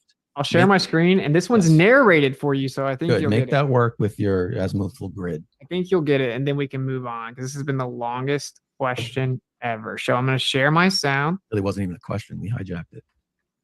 What? I don't think this was even asked. No, yeah, you hijacked it, but it's all good. This is, yeah, we went a little bit south, but that's okay. It's all good. All right, hopefully you can hear this. Mm-hmm. Wow. So the answer to the mysterious magical sunset phenomenon, as what's You can hear it? Yeah. face was talking about, is really just as simple as knowing what the sun is, knowing that it's in apparent position, and knowing how to accommodate for it with the limit of vision, right? So when the sun rises, here's what we see. Oh, it rises and sets, and you see it's perfectly on the equator right here. It's perfectly symmetrical, right in the middle. Okay, super easy. So there's the one sunset, totally explained. Let's go ahead and either change the time of year or change our latitude. We can do both, because that's what determines the angle of the sun on every model, by the way, not just ours. Here we go. Let's move it, let's say inward. And then here we have a nice little arc. When it comes back around, that's how we get this wonderful arc sunset going south. Wow, look at that arc. That's crazy. And then actually we can go back to a different latitude and we'll get, say, the inverse. We'll go over here. And it's a little bit north. Oh, wow, look at that sunset. Wow, sunrise, sunset. And look at the arc. And we can Not also setting change to the the time of left, year, because Austin. again, this is how we get the analemma, right? Change the time of year. Someone who doesn't understand the different sun angles are latitude dependent over Earth probably has no idea what causes the analemma either, I would say. That model didn't show the sun going to the left, Austin. That was the whole point. I can't hear you now. Yeah, we lost your audio there, Austin. You lost your audio, Austin. Oh, sorry. If you can admit that it clearly just showed both of them, it shows the, if you understood how it's happening and saw the arc them from one broad direction, you would goggles know on, that if baby. you had changed the camera angle, it shows the opposite arc, and it arcs back down and falls around to the side of south. So like, yeah, I'm sorry if you don't get it, but we can move on now. Objectively, you it can just keep showed it saying go I both don't ways. get it. It's, have to say it's no. absolutely absurd that you're sitting here just like saying things that aren't happening on the screen Oh, you're and getting so acting like they're triggered. happening. That was your big argument. I'm sorry. Yeah, you want to see suncalc.org? I just showed you that using stellarium data and understanding the curved visual limit of like say even 3959 equidistant in all directions, you would get the same exact optical No, now displacement. that's a different subject again. It's the same subject. That's what the model shows. Let's move into the next question, because yeah, we Please, got he lots of doesn't understand questions. it. He doesn't understand I it. don't understand it. How can we move on to the next question if he's going to sit there and just like say? I just showed everyone. We can move on. Just gonna say words. God damn, he showed you a demonstration. He talked about it. This guy, wow. He don't got no brains in his fucking head at all, man. I just saw it. Wow, I can't deal with this guy. You just said you no. did not show the sun going south while it's setting in that observation. Yes, it no, did. you didn't. Oh my gosh. It's All right, literally the we're- same we're exact spiraling data 'cause we're from both- Stellarium. Yeah, I think It's we're not this. Sorry, Do you go ahead. understand that the sun goes to the northeast as it's going around the Earth? Do you understand You this is understand built that? on Stellarium data? You understand that it would go this way, whether you're in the northern hemisphere or the southern hemisphere or the equator? People were saying It I would go took that an way. L. But let me say this one thing and we should move on. He just pulled up Stellarium to show where the sun's setting. Yeah. This program is built from Stellarium's data and showed you the sun setting for the relative observer position begging the based on question- latitude. Begging based the on question is not latitude, an it- answer. Okay, so you just said it didn't show it, and now you're saying You're it did saying show it? because the model shows just move it, on. Okay, We're we're just gonna moving move on, on. guys. Earth is We're flat. moving on. We got to move on. Mega Getting Fan Dan debunked is coming every in. time you speak. Hold on, Austin. We got to move on. We're going to keep spiraling if we don't. Mega Fan Dan says, if the world is a globe and it's spinning, why do I fall in the same place when I jump straight up? I think that question's for you, Globey McGlobeface. Have to answer that question. I mean, if you'd like to move on, I mean, we do like to entertain questions. Okay, that are, sure, yeah. properly pointed to the subject. Conservation of momentum. You're moving with the earth and the atmosphere. When you jump up, you're still moving with the earth and the atmosphere. It's very, very simple. I'm not sure why that's a confused topic, but you can go watch videos of people on the back of a pickup truck, right? And you jump up or you throw something up in the air, it lands right back to you. Same concept. All right. Now we got a little bit of a more silly one. We can just kind of move on from here. But Yo, LJ, so hanging out.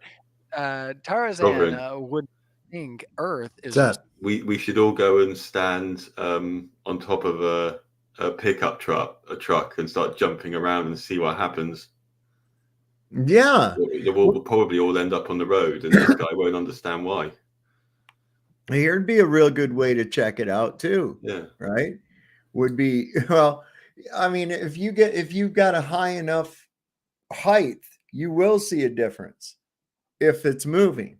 So if you were on a train, and let's suppose that train had a 40-foot ceiling, okay, and you bounced a ball straight up in the air, okay, and it goes up, up, up, up, up, up, up like that, I guarantee you that when it comes down, it's going to come down behind where you bounced it every fucking time. Every time. Because it's had enough time to decelerate. Because it's left its source of acceleration. It's going to start decelerating. And then as it comes down, it would be behind it.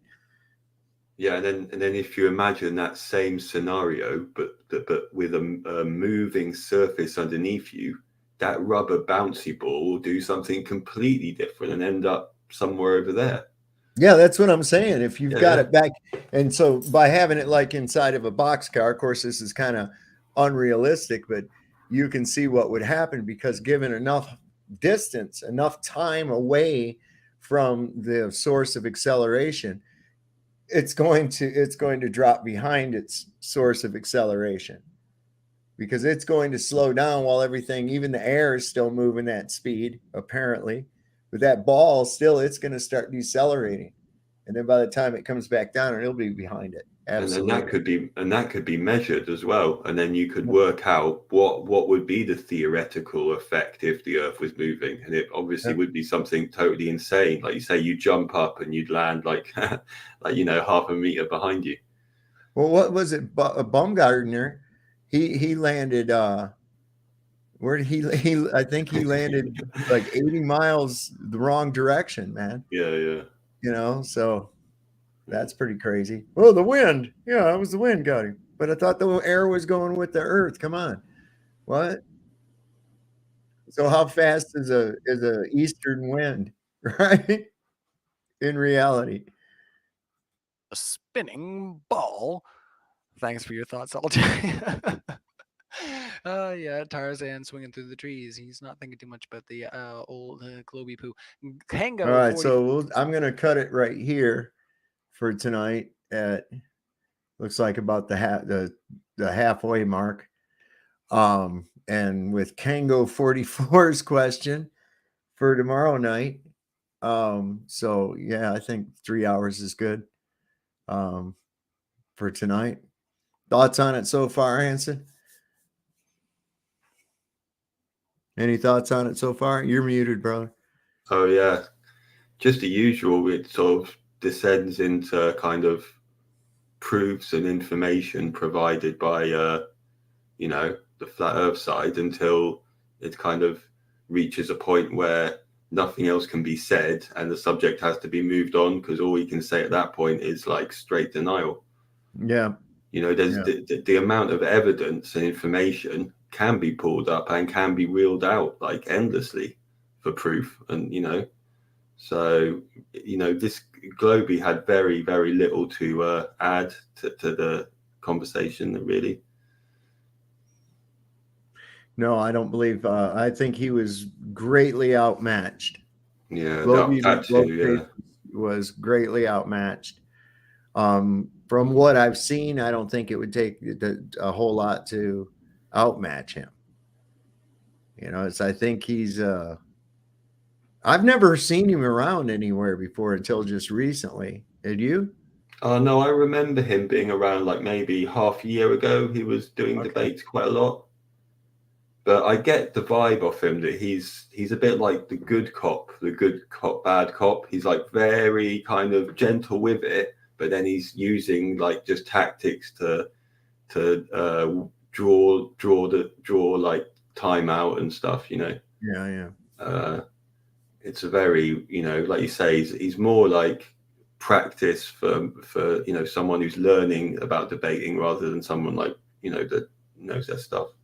Yeah, I mean, this is Because he kind of doesn't like know his stuff. He doesn't have enough knowledge himself to kind of to debate on that level. he knows the talking points, but he doesn't really understand them because when you go into dissecting the talking points, then he's lost. He's done. He's all over. Yeah, and the thing is, he kind of catches himself out because he was like, okay, bring up the data, and then when Whitsitt does bring up the really kind of scientific data, which I like fully admit I don't understand myself, he has to pretend that he's following the conversation, and he's not even like there. It's like he doesn't even know where he is in that conversation to continue it. That's how out of his depth he is. He didn't expect his bluff to be called. He didn't expect Whitsitt to have that readily available. Yeah. But he should have known better. I'll tell you that he should have known better. This guy's like on it with his information when he needs to. So, well, I think I'm going to cut it for tonight. This has been a good one. Okay, thank you, man. I'll be off then. All right, brother. Thanks for coming on tonight. We'll pick up where we left off tomorrow. We're about halfway through this. It's rather educational, very interesting on both the intellectual and a psychological standpoint too, because I like watching how these people act. It's pretty interesting. Yeah, it was a bit unfair to him. He was using a lot of words, 3-syllable words and more. And that's rough. And like I said, man, sometimes I gotta go, what did he just say? What? And go back and listen to it again and dissect it. And I go, like, all right. I'm not really quite sure what that means, but I'm gonna look into that, because this kid's like, he's on it, man. He's definitely on it.